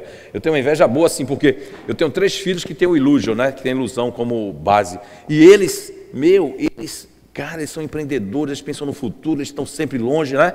Eu não consigo fazer isso. Não é? Agora, o excesso disso, que é o orgulho, somado a uma série de coisas, que tem um seminário que eu dou específico para isso, aí mostra onde é que dá o desequilíbrio. Tudo demais desequilibra. Para legitimar mais ainda as paixões, na 908, que eu uso inclusive no Somos Todos Inteligentes, como os pessoas de outras religiões não percebem. Quando vocês veem o Todos Inteligentes, tem um cavalo, e eu coloquei umas frases que é daqui, só que é disfarçado, ninguém sabe que é espírito aquilo, porque eu quis fazer uma homenagem. Eu achei muito inteligente essa pergunta e a resposta dos espíritos. Veja bem. Kardec pergunta: como se poderá determinar o limite onde as paixões deixam de ser boas para se tornarem más? A resposta: as paixões são como um corcel, um cavalo, que só tem utilidade quando governado e que se torna perigoso desde que passe a torna perigoso desde que passe a governar. Quem já andou de cavalo aqui? Você sabe, o cavalo, se ele baixar a cabeça, você vai cair, porque ele vai para onde ele quiser. Agora, na hora que você domina o cavalo, aí você põe ele para cá, para lá, né? Muito inteligente. Uma paixão se torna perigosa a partir do momento que deixas de poder governá-la e que dá um resultado, um prejuízo qualquer para vós mesmo ou para outrem. E aqui a Gênesis, capítulo 3, não é? O bem e o mal, o instinto e a inteligência. Sendo o instinto guia, as paixões, as molas da alma, as paixões, as molas da alma, no período inicial do seu desenvolvimento. Por vezes aquele e estas se confundem nos efeitos. O instinto e as paixões se confundem nos efeitos. Se confundem, porque o instinto ele está aqui dentro de nós, é o instinto que faz parte do sistema nervoso periférico, autônomo, que dá aquela sensação de conservação da vida, de nos proteger. Agora, as paixões seria o self de Carl Gustav Jung, é o espírito, né? Então vamos lá. Há, contudo, entre esses dois princípios diferenças que muito importa que se considerem. Muitas diferenças. O instinto é um guia seguro, sempre bom. Pode, ao cabo de certo tempo, tornar-se inútil, como o apêndice, né? Tornar-se inútil. Porém, nunca prejudicial. Enfraquece-se pela predominância da inteligência. Quanto mais essa paixão vai evoluindo, eu falo isso no nosfera, a energia de cada um de nós, no grau de inteligência, quanto mais vai evoluindo, mais o instinto ele vai ficando pequeno e vai ficando pequeno. Bem, para legitimar, aqui é uma continuação ali falando ainda sobre a paixão, da Gênesis, né? Ali do item 18, e eu estou reforçando ali que as paixões das primeiras idades da alma, já falamos, as paixões nascem principalmente das necessidades do corpo, e dependem mais do que o instinto do organismo. Vou provar daqui a pouco a vocês. Uma pessoa que for ativa, ela usa muito mais adrenalina, as suprarrenais, de que outras pessoas usam. Eu vi a Rosane falando da filhinha dela, já me passou um filme com a filha da Kátia Natz e do André Natz, que tem síndrome de Down, a síndrome do amor, né? E ela é super agitada, a menina. E quando ela era bebezinho pela psicometria, eu já tinha identificado o grupo dela, disse para a Kátia, e a Kátia tem constatado a cada dia, né? Então não pode tratar as pessoas de síndrome de Down de uma mesma forma. Existem os ativos, os emocionais e os racionais dentro da síndrome de Down, como todos nós. E aqui a questão 146. Mas antes de falar da 146, eu gosto de fazer esse link com Sócrates. Quem já ouviu falar do filósofo Sócrates? Todo mundo? Todo mundo, né? Ele falava do homem cabeça, homem peito e homem ventre. 400 anos antes de Cristo. Ó.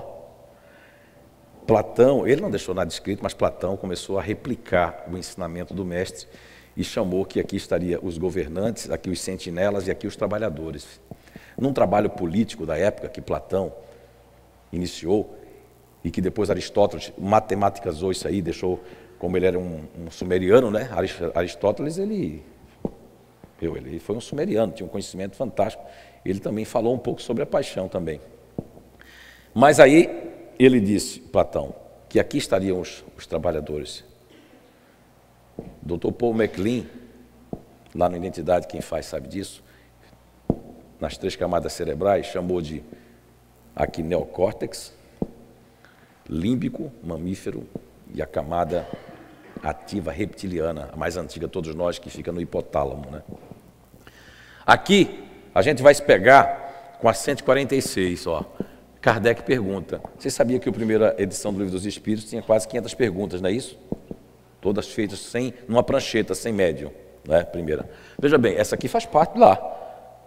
Não teve nem médio essa daqui. 2 meninas estavam lá de efeitos físicos, veio na prancheta direto. Ó. Pergunta. Vê só. Se a alma, vê a pergunta dele, se a alma tem no corpo sede determinada e circunscrita. Muitos espíritas aí vestidos de médico, com o título de médico, dando palestra Brasil afora, principalmente de São Paulo e de Florianópolis, tem 2 médicos que dizem isso, e eu queria que alguém dissesse para eles pegar o Livro dos Espíritos, sabe, na 146, para não dar uma de pseudosábido, e não dizer que a alma está na glândula pineal, porque, como ele não leu essa parte do Livro dos Espíritos, então, por favor, faça esse favor, vocês de São Paulo que estão assistindo, e de Florianópolis, porque está aqui, ó. Então, não é não, note, não. Porém, nos grandes gênios, em todos que pensam muito, ela reside mais particularmente na cabeça, ao passo que ocupa principalmente o coração daqueles que muito sentem e que cujas ações têm todas por objetivo a humanidade. Veja bem, ele falou de uma pessoa racional, Albert Einstein, daquelas crianças CDF, daqueles que diz ele é autista, é semi-autista, só porque quer se isolar, ele é racional. A proposta reencarnatória dele, a estrutura dele, dos peptídeos e etc., é para ser altamente racional. Aí querem transformar essas pessoas em autistas e semi-autistas. Agora, a proposta dessas pessoas assim, ó, emocionais assim. Ai, Severino, está precisando de alguma coisa, um copo com água, alguma coisa? Você espirrar saúde, Severino. Não é? Elas vieram assim emocionais, vieram para servir, vieram para prestar atenção nas pessoas, para tirar radiografia, enquanto essas pessoas ativas vieram com do jacaré mordendo aqui assim a pessoa. Que hora ele vai terminar a palestra, meu Deus? Eu acho que eu deixei alguma coisa em casa fora do lugar. Proposta natural, natureza não tem nenhum problema aí. Está aqui o Livro dos Espíritos, junto com outros conhecimentos que eu trago, mas aqui como a gente está no seminário espírita, eu também posso dar um seminário só para ateu, não falo uma palavra espírita, e comprova também. Bem, aí Kardec, para quem não sabe, desinformado, e quem não leu as revistas espíritas, todas elas, como eu tive o prazer de ler, foi um grande magnetizador, estudioso de Mesmer, Anthony Mesmer. Ele conhecia muito magnetismo, muito. E a pergunta dele prova isso, que ele era um estudioso do magnetismo também. Veja a pergunta dele. O que se deve pensar da opinião dos que situam a alma no centro vital? Que é isso aqui, ó, o genésico, né? O centro vital, o chakra, né? Da criação do movimento. Quer isso dizer que o espírito habita de preferência essa parte do vosso organismo, por ser aí o ponto de convergência de todas as sensações. Estão lembrados da Gênesis, capítulo 3, que eu mostrei, que as paixões dependem mais do organismo do que o instinto? Estão lembrados aí? Então, aqui os ativos preferem essa parte do organismo, aqui estão os emocionais e aqui estão os racionais. E temos que conviver em harmonia e aprender uns com os outros. E ninguém é mais inteligente que ninguém. Agora, Aqui vamos falar... Minha palestra começava aqui, e era grande, eu cortei 19 telas. E de ontem para hoje, 8, para poder essas meninas falarem, né? Que eu achei super importante, porque a pessoa que quer notoriedade, ela quer só ela falar. A gente tem que trabalhar em equipe. Eu tenho muitos defeitos, agora tenho uma virtude, eu consigo trabalhar em equipe. Não preciso levar a fama, se quiser a pessoa leva. O importante é a gente cumprir a missão. Entende? Eu gosto de trabalhar em equipe, adoro. Convido aí, se tiver algum neurocientista ou algum psiquiatra com um espírito mais elevado, que quiser levar essa verdade, a gente passa toda a bola para você se quiser, a gente ensina tudo e a gente não fica com nada. Tá? O importante é que isso chegue.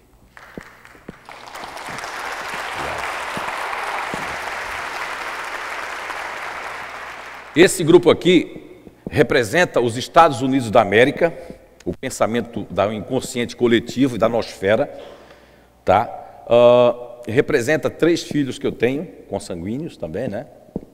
Nessa encarnação, e representa muitas pessoas que estão aqui. Eu escolhi alguns grupos, não dava para escolher todos. Você vê que no painel de hoje, das nossas grandes terapeutas que estiveram aqui, elas fazem, 3 fazem parte de um mesmo grupo de comportamento, porque são muito críticas, né? Por isso que elas romperam com a mentira, por ser muito crítica, por não querer o chantilly, por não jogar. Esse aqui é o perigo. O psiquiatra, o psicólogo desse grupo é perigoso porque ele não vai querer romper com o paradigma. Porque ele vai fazer assim, cara, e onde é que fica o meu sucesso agora? E como é que eu vou dizer agora para seu Antônio, seu José, Dona Maria, Dona Severina, todo mundo que eu diagnostiquei com... O que é que eu faço agora? Oi? A tela trocou? Hã? Ah, estou falando do grupo errado, tá certo, é verdade. É que são tão parecidos os dois, não é esse aqui não, Estados Unidos, é que é o outro, futurista. Esse aqui é o grupo, né, de comportamento que é diagnosticado com... Ih, vocês não sabem, uma bomba. O Cleiton, né, Delatea, que trabalha comigo no Inato, me passou uma nova doença, fadiga adrenal, ó.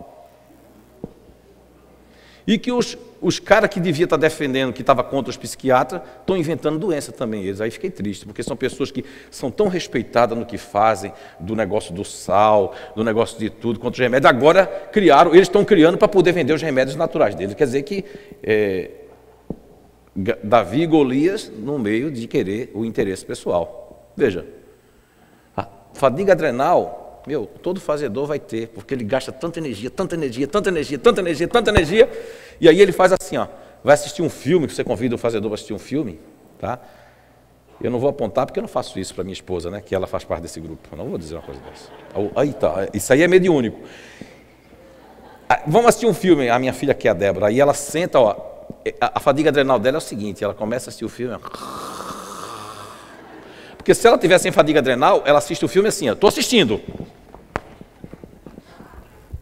Não fica parado, é um grupo que a fadiga adrenal vai vir. Em outros grupos também, mas esse grupo... Quem é fazedor aqui, concorda comigo? Levanta a mão.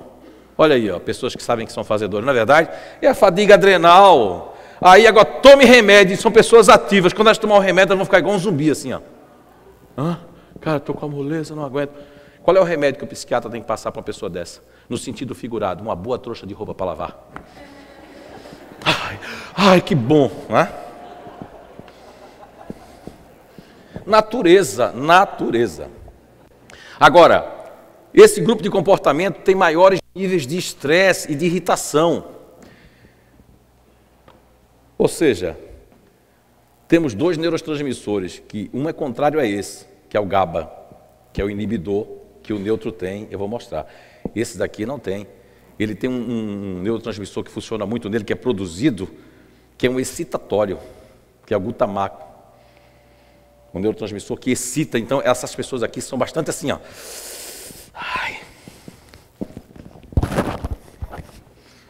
Estão sempre assim, ó. Não tem nem o que se preocupar, mas se tiver uma coisinha, já se preocupa. Porque faz parte do ativo, dessa mola ativa. Agora, são ótimas no passe ativante. Chega uma pessoa lá no CIU assim, ó.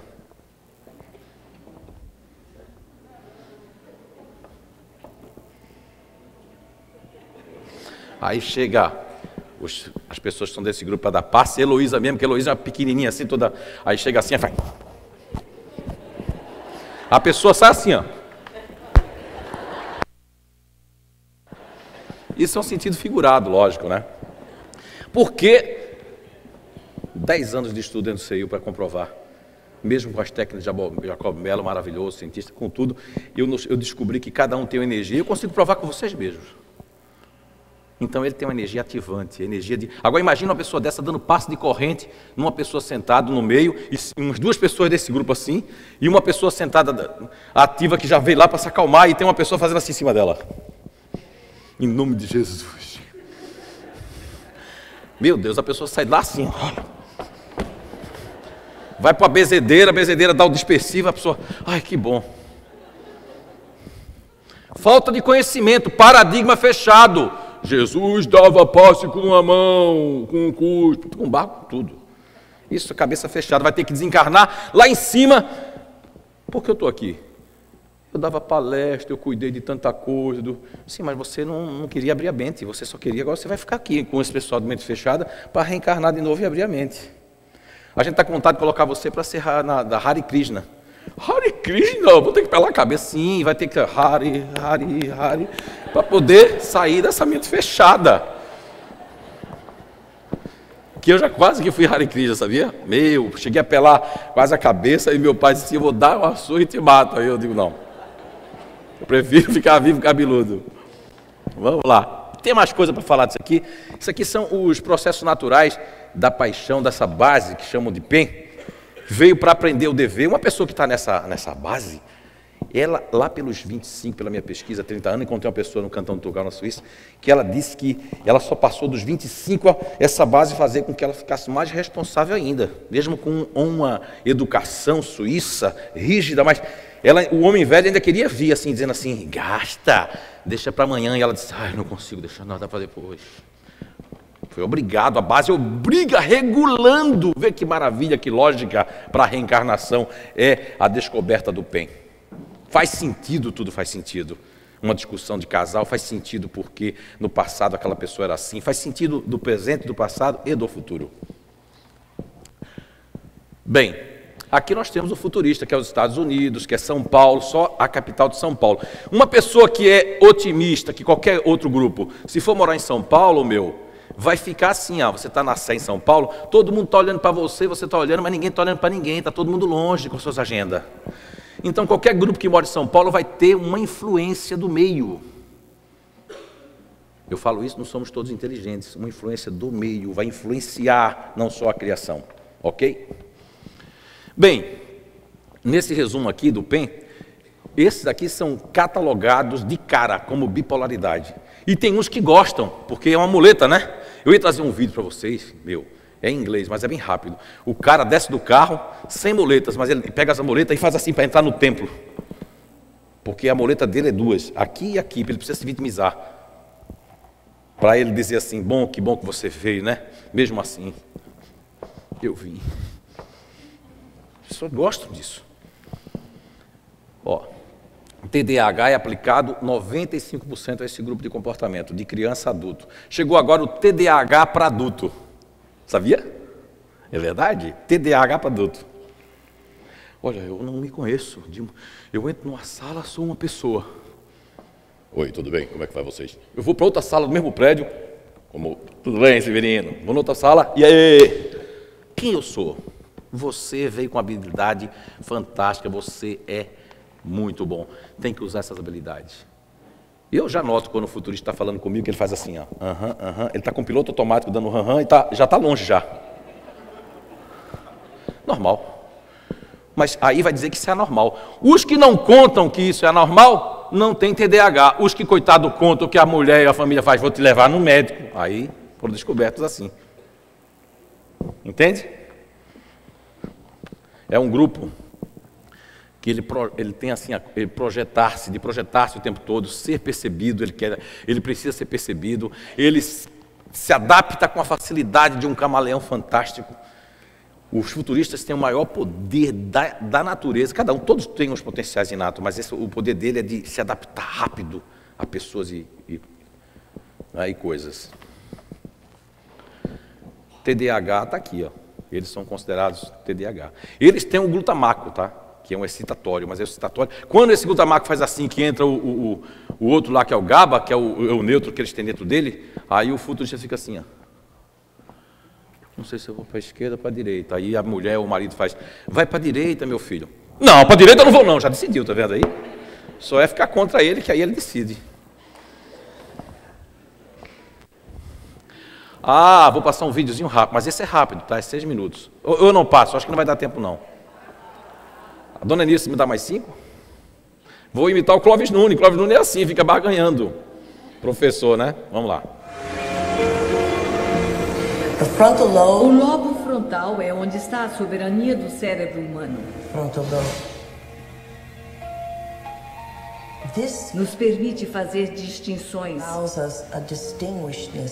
mudar de ideia.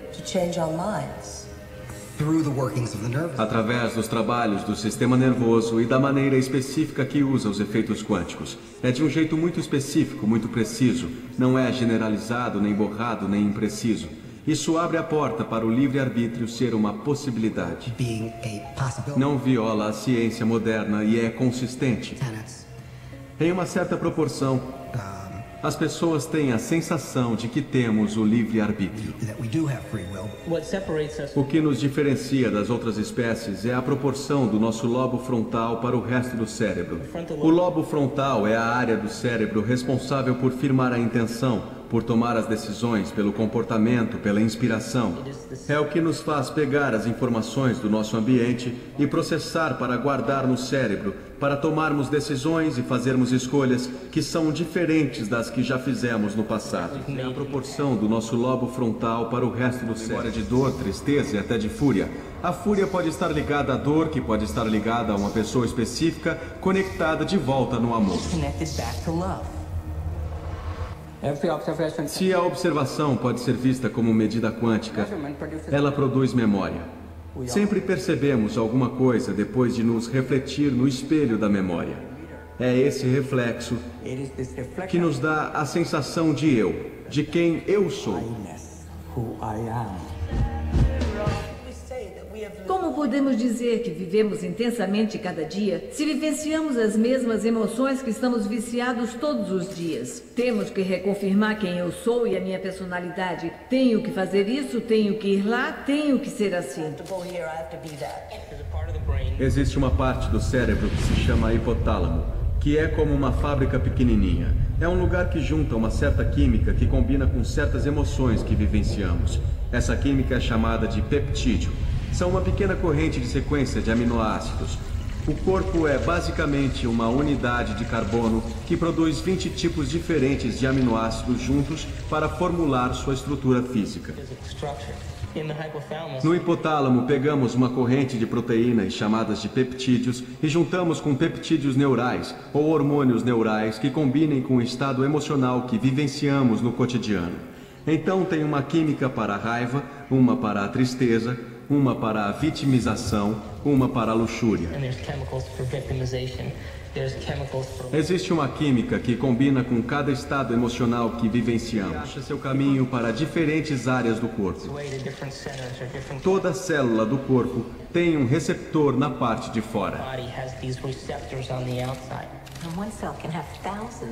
Uma célula pode ter milhares de receptores em sua superfície, abrindo caminho para o mundo externo. E quando um peptídeo chega numa célula, ele literalmente funciona como uma chave na fechadura. Encosta no receptor e se encaixa. Ele toca o receptor como se fosse uma campainha, mandando um sinal para a célula. Passamos de seres emocionais, coisas espirituais, para coisas que, na verdade, não são coisas. São moléculas com peso molecular e peptídeos com sequências e estruturas. A ciência agora sabe que o hipotálamo produz peptídeos neurais e isso tem uma química forte. Essa é a história de um peptídeo em uma célula. O peptídeo encontra os receptores e se encaixa neles. Fica encaixado. Depois, ele sai e volta para lá. Enquanto isso, estão modificando a célula. Esse encontro produz um turbilhão de eventos bioquímicos. E alguns modificaram os núcleos da célula. Cada célula está viva e cada célula tem consciência, principalmente se definirmos a consciência do ponto de vista de um observador. Sempre há a perspectiva da célula. A célula sabe onde está, para onde vai, que proteínas está produzindo e se está na hora de se dividir ou parar a divisão. A célula é a menor unidade com consciência no corpo. Tô com fome! As células dizem ao cérebro: que fome! Ainda não fomos consertadas hoje, e elas vão começar a mandar impressões para o cérebro, e o cérebro vai começar a formular imagens. Ah, que maravilha! Ouviremos vozes dentro da cabeça. Tô com fome! Pense em uma razão para nos deprimirmos, para ficarmos confusos ou para nos fazer sofrer. E o corpo vai dizer para o cérebro que ele não está recebendo a química que precisa. O cérebro vai ativar e voltar à nossa situação passada e mostrar imagens ao nosso lobo frontal. A gente vai ganhar uma travessa cheia de comida!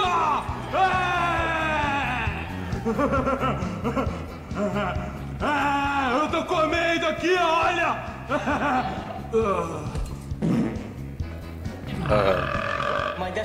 Minha definição de um vício é muito simples. É uma coisa que você não consegue parar. Quando há necessidade bioquímica das células, criamos situações que vão ao encontro das nossas necessidades. Porque sempre acontece comigo! Se não consegue controlar seu estado emocional, você deve estar viciado nele. Estragou a festa! As pessoas... Pegaram animais de laboratório e colocaram eletrodos em partes do cérebro que produzem aqueles peptídeos neurais. Esses peptídeos são tão fortes quimicamente que mesmo que o animal de laboratório fosse treinado para apertar uma alavanca para obter a química que o peptídeo neural solta, o animal escolhia a química do peptídeo. Tive que cortar aqui também, mas eu acredito que vocês... 3 coisas gostaria de falar. Primeira, vocês viram a questão ali que foi colocada do livre-arbítrio, né? A física quântica já chegou a observar que a gente tem um falso livre-arbítrio, mas ele existe. Mas veja bem, as bases de paixões, o PEN, princípio elementar natural, eles já conduzem para um reajustamento. Então, eu venho numa base do neutro, que é a indolência, eu venho para acalmar, eu tenho um ímpeto de querer... Aí aquela indolência, aquele, né, vamos supor, aquela molécula, aquele neurotransmissor que é o GABA, né, faz com que inibe isso em mim, é um inibitório, então eu fico... Agora, para a pessoa passar para o GABA, que é o caso do Júnior, né, Júnior, você tem mais esse neurotransmissor, eu vou ter que fazer o quê? Fumar maconha para poder ir para o GABA. Cara, tô tão calmo. Não é? Agora, junto com isso aqui, eu me lembrei de uma outra coisa quando eu estava assistindo.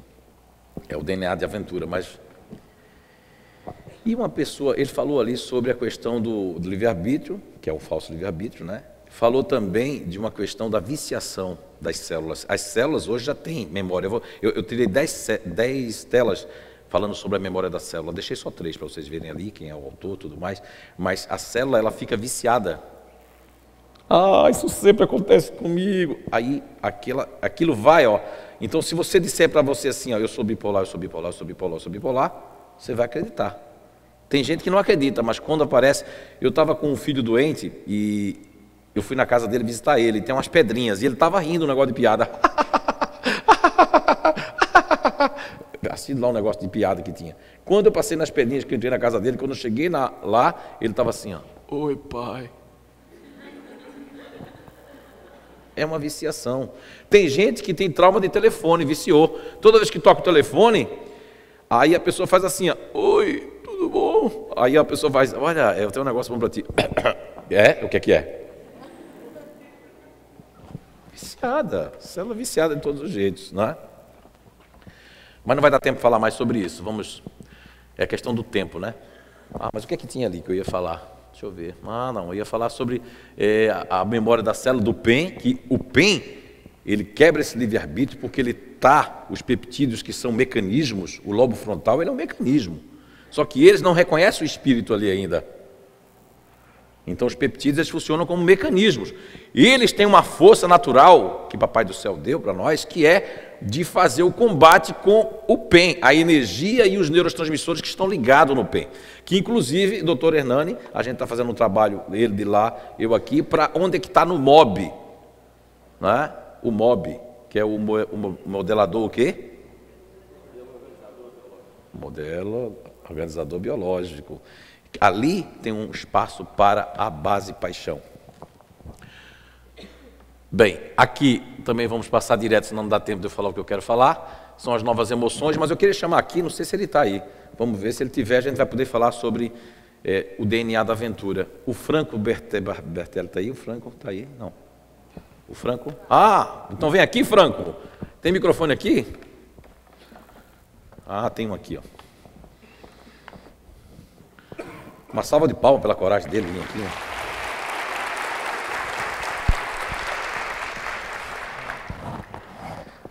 Franco, primeiro eu gostaria que você dissesse qual é o grupo natural que você faz parte, né? Eu Otimista. Eu Otimista. E saiu há uns quase 8 anos atrás uma descoberta sobre o DNA da aventura. Você acha que isso combina com a tua base, com os teus peptídeos? Em que sentido? Como é que é essa aventura do Franco? Bom, a aventura está em mim constantemente. Eu estou sempre à procura. E é um negócio engraçado, porque essa aventura, eu adoro ela e sempre me bota enrascada. Porque eu tenho a busca da aventura, embora eu tenha medo. Mas essa aventura me dá um prazer, assim, indescritível. E é verdade que você jamais vai conseguir guardar dinheiro? Isso diz a minha mulher, minha família, todo mundo que me conhece. Eu tenho um irmão do seu grupo de comportamento, conheci um na Alemanha, não dava tempo de contar a história, é muito interessante. Está num livro que eu tirei do mercado, que chama-se Conhece a Ti Mesmo, depoimento fantástico, que com o filho do teu grupo, com criação, com tudo, o homem já ia cometer suicídio de honra, porque o filho dele, com toda aquela criação, trocava os bonecos já de Autorama para o cavalo de pau, trocava direto essas coisas, né? E vocês são muito assim, com raciocínio muito rápido, né? Bastante. É verdade, Franco, que eu já pesquisei mais de 500 pessoas do teu grupo, todas elas me responderam que quando criança detestava escrever, mas gostava de prestar atenção. Eu não posso dizer que eu tenho nenhum caderno escrito, porque isso era um grande problema, porque, bom, mesmo que eu escrevesse, eu não conseguiria ler depois. Sim. Porque o passado para eles, 1 minuto para trás já é passado, eles não gostam do passado, só gostam do presente, né? Sim. E nem gostam do futuro também. Não sei o que vai acontecer amanhã, vamos curtir hoje. Muito obrigado, Franco.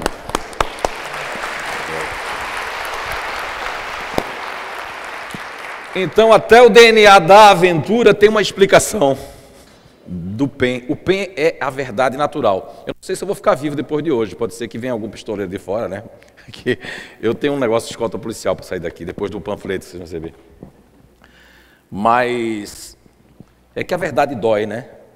Mas Jesus disse 2 coisas que eu acho muito interessantes. A primeira é que ele disse que ouve quem tem ouvidos de ouvir, né? Enxerga que tem olhos de ver.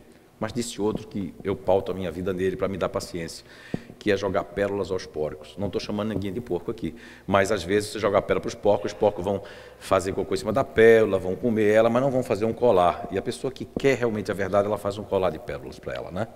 Aí depende aqui, vamos ver quem vai fazer colar ou quem vai jogar isso fora, por causa do paradigma, da implicância, o que é que eu vou dizer no movimento, como é que eu vou falar com as pessoas, o que é que eu vou dizer lá. Não, a gente tem que matar esse Zé Araújo, tem que fechar o CEIU de todo jeito, né?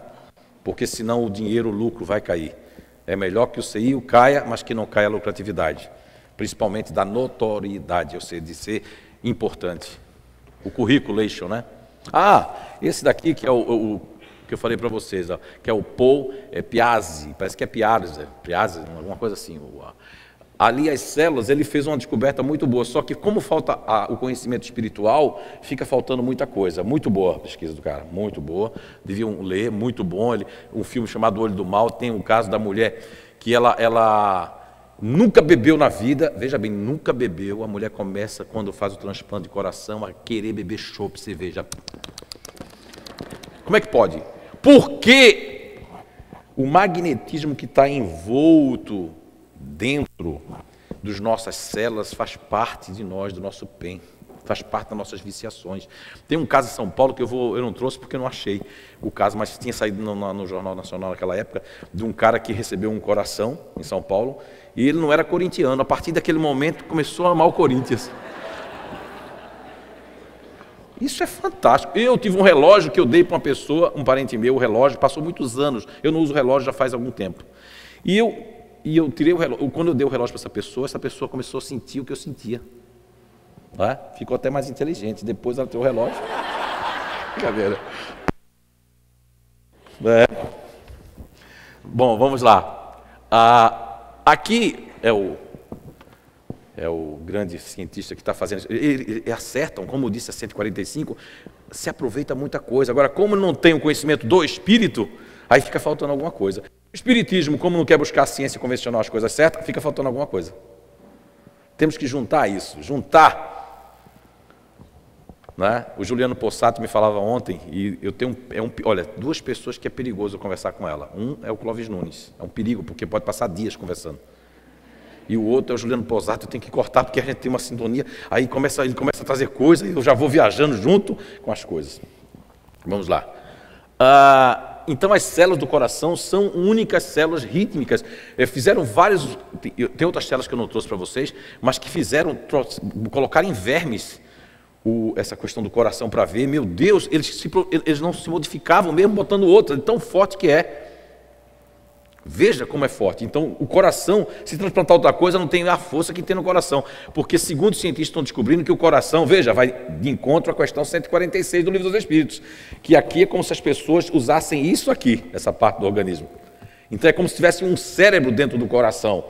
E esse coração, ele meio que, quando as pessoas são emocionais, elas decidem por aqui mesmo e não por aqui. E só escrevem coisa para emocional. Tem aí um médico aí que está cheio de livros, só escreve. Agora, engraçado, né? Ninguém escreve sobre os ativos. Nos anos 60, o ciclo ativo, Matias Maclin, dono da Sharp do Brasil, comandante da TAM, Rolim, comandante do Rolim, fez fortuna. Eles não tinham estudo, mas tinham muita energia ativa, é inteligência ativa. E aí? Ninguém fala dos inteligentes ativos. Só dos racionais, que foi o medição de QI, que foi a maior burrada da história, foi pior do que o papo da raça pura, né? Medir coeficiente de inteligência. Quem acreditar nisso aqui, eu vou fazer assim, Senhor, isso já foi derrubado, não existe isso. Existem inteligências diferenciadas. Questão 369 fala dos órgãos, a importância dos órgãos para nós. Mais uma vez a gente chamando a atenção, porque tem que estar perfeito. Se eu tenho um fígado que na outra encarnação prejudiquei, o meu grupo de comportamento, mesmo sendo de um grupo otimista, eu conheço uma pessoa, deve estar aqui, eu acredito, ela é uma pessoa do grupo otimista, meu Deus. Ela veio nessa base otimista para esquecer das coisas que ela se suicidou, ela tem consciência disso, do esôfago, fez cirurgia já novinha do esôfago e tudo mais. Ela é toda retalhada assim, linda, ela é uma pessoa linda, né? Agora, tu vê, se ela veio numa base otimista para ela rir da própria coisa, ela te mostra e faz assim... Mas de vez em quando ela tem aquele negócio que é vir um homem velho, ai, não, ai... Sim. Bem, quanto tempo eu tenho, dona Eunice? Já não acredito, Vamos lá. Aqui, o Joseph aqui, muito interessante, esse médico americano. Olha a frase que ele disse em Nova York. Já dizia ele, né? Ele diz ainda, você é as suas sinapses e elas são o que você é. Achei isso fantástico. Nossas sinapses. Bem, ali tem os neurotransmissores, né? Botei um pouquinho, mas veja bem, a noradrenalina, que é no simpático, né, de vigilância, essa está mais nos continuadores. Eles têm muita noradrenalina, porque eles são primeiros psique do mundo. Como é que é os continuadores? São pessoas assim, Mas quem é aquele lá filmando? Ele não é de Blumenau, né? Qual é o sobrenome dele? Por que ele está aqui? Não sei se a gente pode confiar nele. Porque esse neurotransmissor, ele é muito forte. Eu fiz uma pesquisa esses 3 anos. As pessoas que são assim, como o meu irmão Júlio, que é desconfiado, que guarda um monte de coisa e diz que vai precisar, arruela, parafuso, mas quando alguém precisa, ele vai, tá vendo? Quem guarda tem. Vai ter isso muito forte. Não vai querer trocar com muita facilidade. Agora, se nós observarmos, por exemplo, a dopamina. Dopamina é coisa do Franco. Já nasceu. Da Manuela, de tantos outros, do meu irmão Fred lá, em Recife. Agora, uma pessoa para ter dopamina, sem ser dela mesmo, ela vai ter que cheirar cocaína. Estou com coragem. Onde é que nós vamos? Mas se não fizer isso, não vai ter, porque aquilo quimicamente é externo, vai acelerar isso, para ter essa coragem, para ficar acordado, para ficar... Mas se não for, não vai, é natural, só é natural nos otimistas. Nasceram com o DNA da aventura, o raciocínio rápido. Todo otimista que tomou cocaína e fumou maconha deixou com a maior facilidade. Isso aqui serve até para o AA. Eu encontrei, não posso dizer agora por uma questão de ética, encontrei alguns grupos que é mais difícil de sair do AA e é mais difícil de sair da droga. Até isso a gente descobriu. Descobrimos que por que uma pessoa pode fazer assim, o ensino, por que a pessoa não aprende com o professor tal. Tudo isso a gente descobriu através da ferramenta. Agora, a neuroadrenalina aqui, ó, a noradrenalina, no fazedor, no continuador e no futurista, o maior é o fazedor que tem ela aí, ó, que é a adrenalina, é um hormônio neurotransmissor muito conhecido, ele é secretado pelas glândulas suprarrenais aqui, ó. Pode ver que todo homem e mulher que faz parte do fazedor, ou do futurista, ou até de continuador ativo, eles demoram a fazer xixi, ficam fazendo assim, se contorcendo, mas não vai, para terminar as coisas. E aí, o que é que eles têm? Mulher vai dizer que tem bexiga baixa. A bexiga é um balão. Se a pessoa não vai, toda hora vai assim, quando chega a uma certa idade, ele está lá embaixo. Não é não? De tanto carregar peso. É uma musculação de bexiga, coitada. É verdade. Bem, isso nós descobrimos e muito mais. É porque não dá tempo. Isso aqui eu só consigo explicar em 3 horas. Aí eu explico, você fica assim, ó. Meu, até aquele problema eu não precisava nem ter feito aquela cirurgia. Não. Bem, aqui, o otimista, que foi o que o Franco falou, ó, a dopamina, a serotonina, ó, tá ali, ó. O DNA da aventura e fogem da dor e dos problemas. Fogem como... Não quer saber de dor e problema essas pessoas. São mal vistas na família, porque são pessoas que não ficam se apegando a bens materiais. Bem, agora, para terminar, o GABA, que é do neutro, o Júnior, a minha filha Fernanda, dão passes calmantes. Se você tiver agitado um neutro, todas as crianças e animais gostam do neutro. Quando a minha filha Fernanda era pequena, eu fui passar, o cachorro fez... A Deise foi passar... Quando a Fernanda foi passar, o cachorro fez... Quem é neutro aqui concorda com isso? Levanta a mão. Ó, eles sabem disso, porque nasceram assim, com essa propriedade. Aí estava uns 2 ou 3 neutros ontem no almoço. E aí tinha uma pessoa muito ativa, agitada, dominou a conversa. Eu vi que todo mundo queria almoçar, mas não tinha coragem. Eu tive que fazer assim, João, vamos almoçar. Aí eu fui almoçar e o pessoal foi da filhinha. Mas não queria conflito as pessoas. Bem, aqui tem a questão 804 das aptidões, vocês leiam, é muito importante. Fala das aptidões, Kardec pergunta. E aqui o princípio elementar natural, ó, o presente e o passado e o MOB, isso é um estudo que eu tenho. A criança já nasce, eu tenho o Roberto Carrilho e a Heloísa aqui, se tiverem aqui pode provar. Quando estava no ventre, a minha psicometria já deu que ia ser uma intimidadorazinha. E eu disse, ela vai dar de dedinho para vocês, vai fazer assim.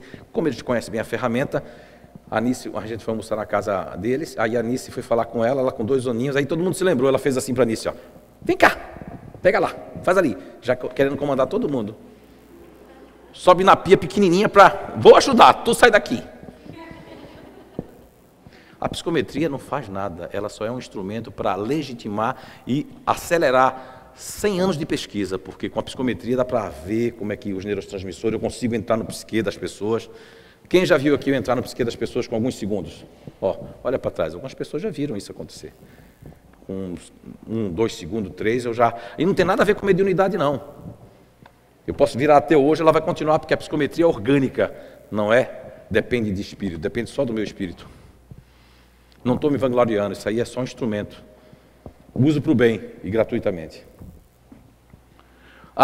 Egos de apoio. Nós temos egos de apoio também. Tá? Nós temos ali a personalidade anterior, que é a necessidade de transformação, resgate, expiação, aprender e evoluir. Temos o homem velho, que é a personalidade passada, dos traumas, desacertos, que quer voltar, de vez em quando, numa pontinha.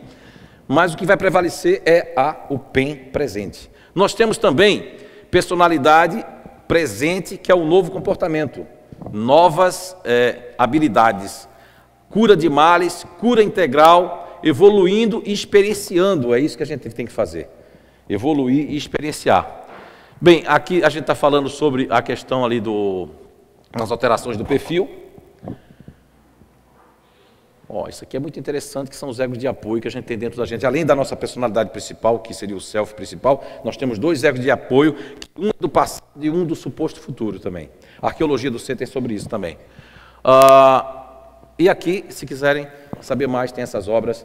Eu não estou decepcionado por não ter conseguido dar minha palestra, porque a gente tem que colocar o nosso ego de lado.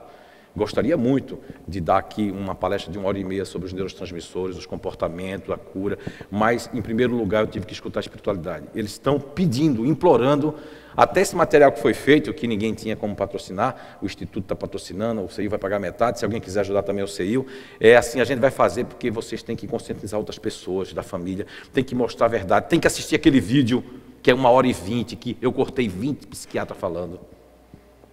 Assistam, eu peço em nome de Papai do Céu de Jesus, que eu vou entregar agora na saída para vocês, que vocês só guardem, por favor, 10 para mim, que eu tenho que dar com as pessoas. Não, na saída não, depois, tá bom? Não, eles vão entregar para vocês, fica aí, vai passando na filinha, tá bom? Olha, Severino, CEIU, me desculpem, eu acredito que ele também pode passar de meio-dia, ele não pode ter prejuízo da palestra deles. Olha, faz anos, muito obrigado. Oh, muito obrigado, é meu também. Oh, ganhei uma rosa, vou ficar apaixonado, viu? Muito bom. Oh, que gesto maravilhoso. Eu acho que eu ganhei, né, o meu dia. Vou botar ela aqui. Ela não quer ficar aqui, vamos lá. Gente,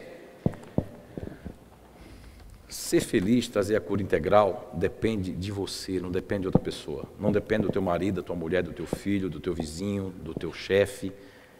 Você tem que buscar, porque você sozinho é que vai prestar conta deste corpo maravilhoso, deste universo que é o corpo humano, que é estar na Terra. Olha, muito... É para abrir isso aqui? Ah, é? Ah, para abrir. Olha aí, ó. Meu, esse aqui é o meu mentor, então. Isso. Roger, irmão Roger, olha, desenhou para mim. Que bom. Uma salva de palmas para o nosso irmão. Obrigado. Vou botar na moldura. Então. Ah, é? Mas é que o carro do tempo aqui. Sim, está escrito aqui, ó. Em um, né, par do papel do ser, contam histórias que contam a cor da tua vida. Em tua... Né, eu estou ruim para ler aqui. Esse meu óculos não é de leitura, então... Vai ser difícil eu ler agora.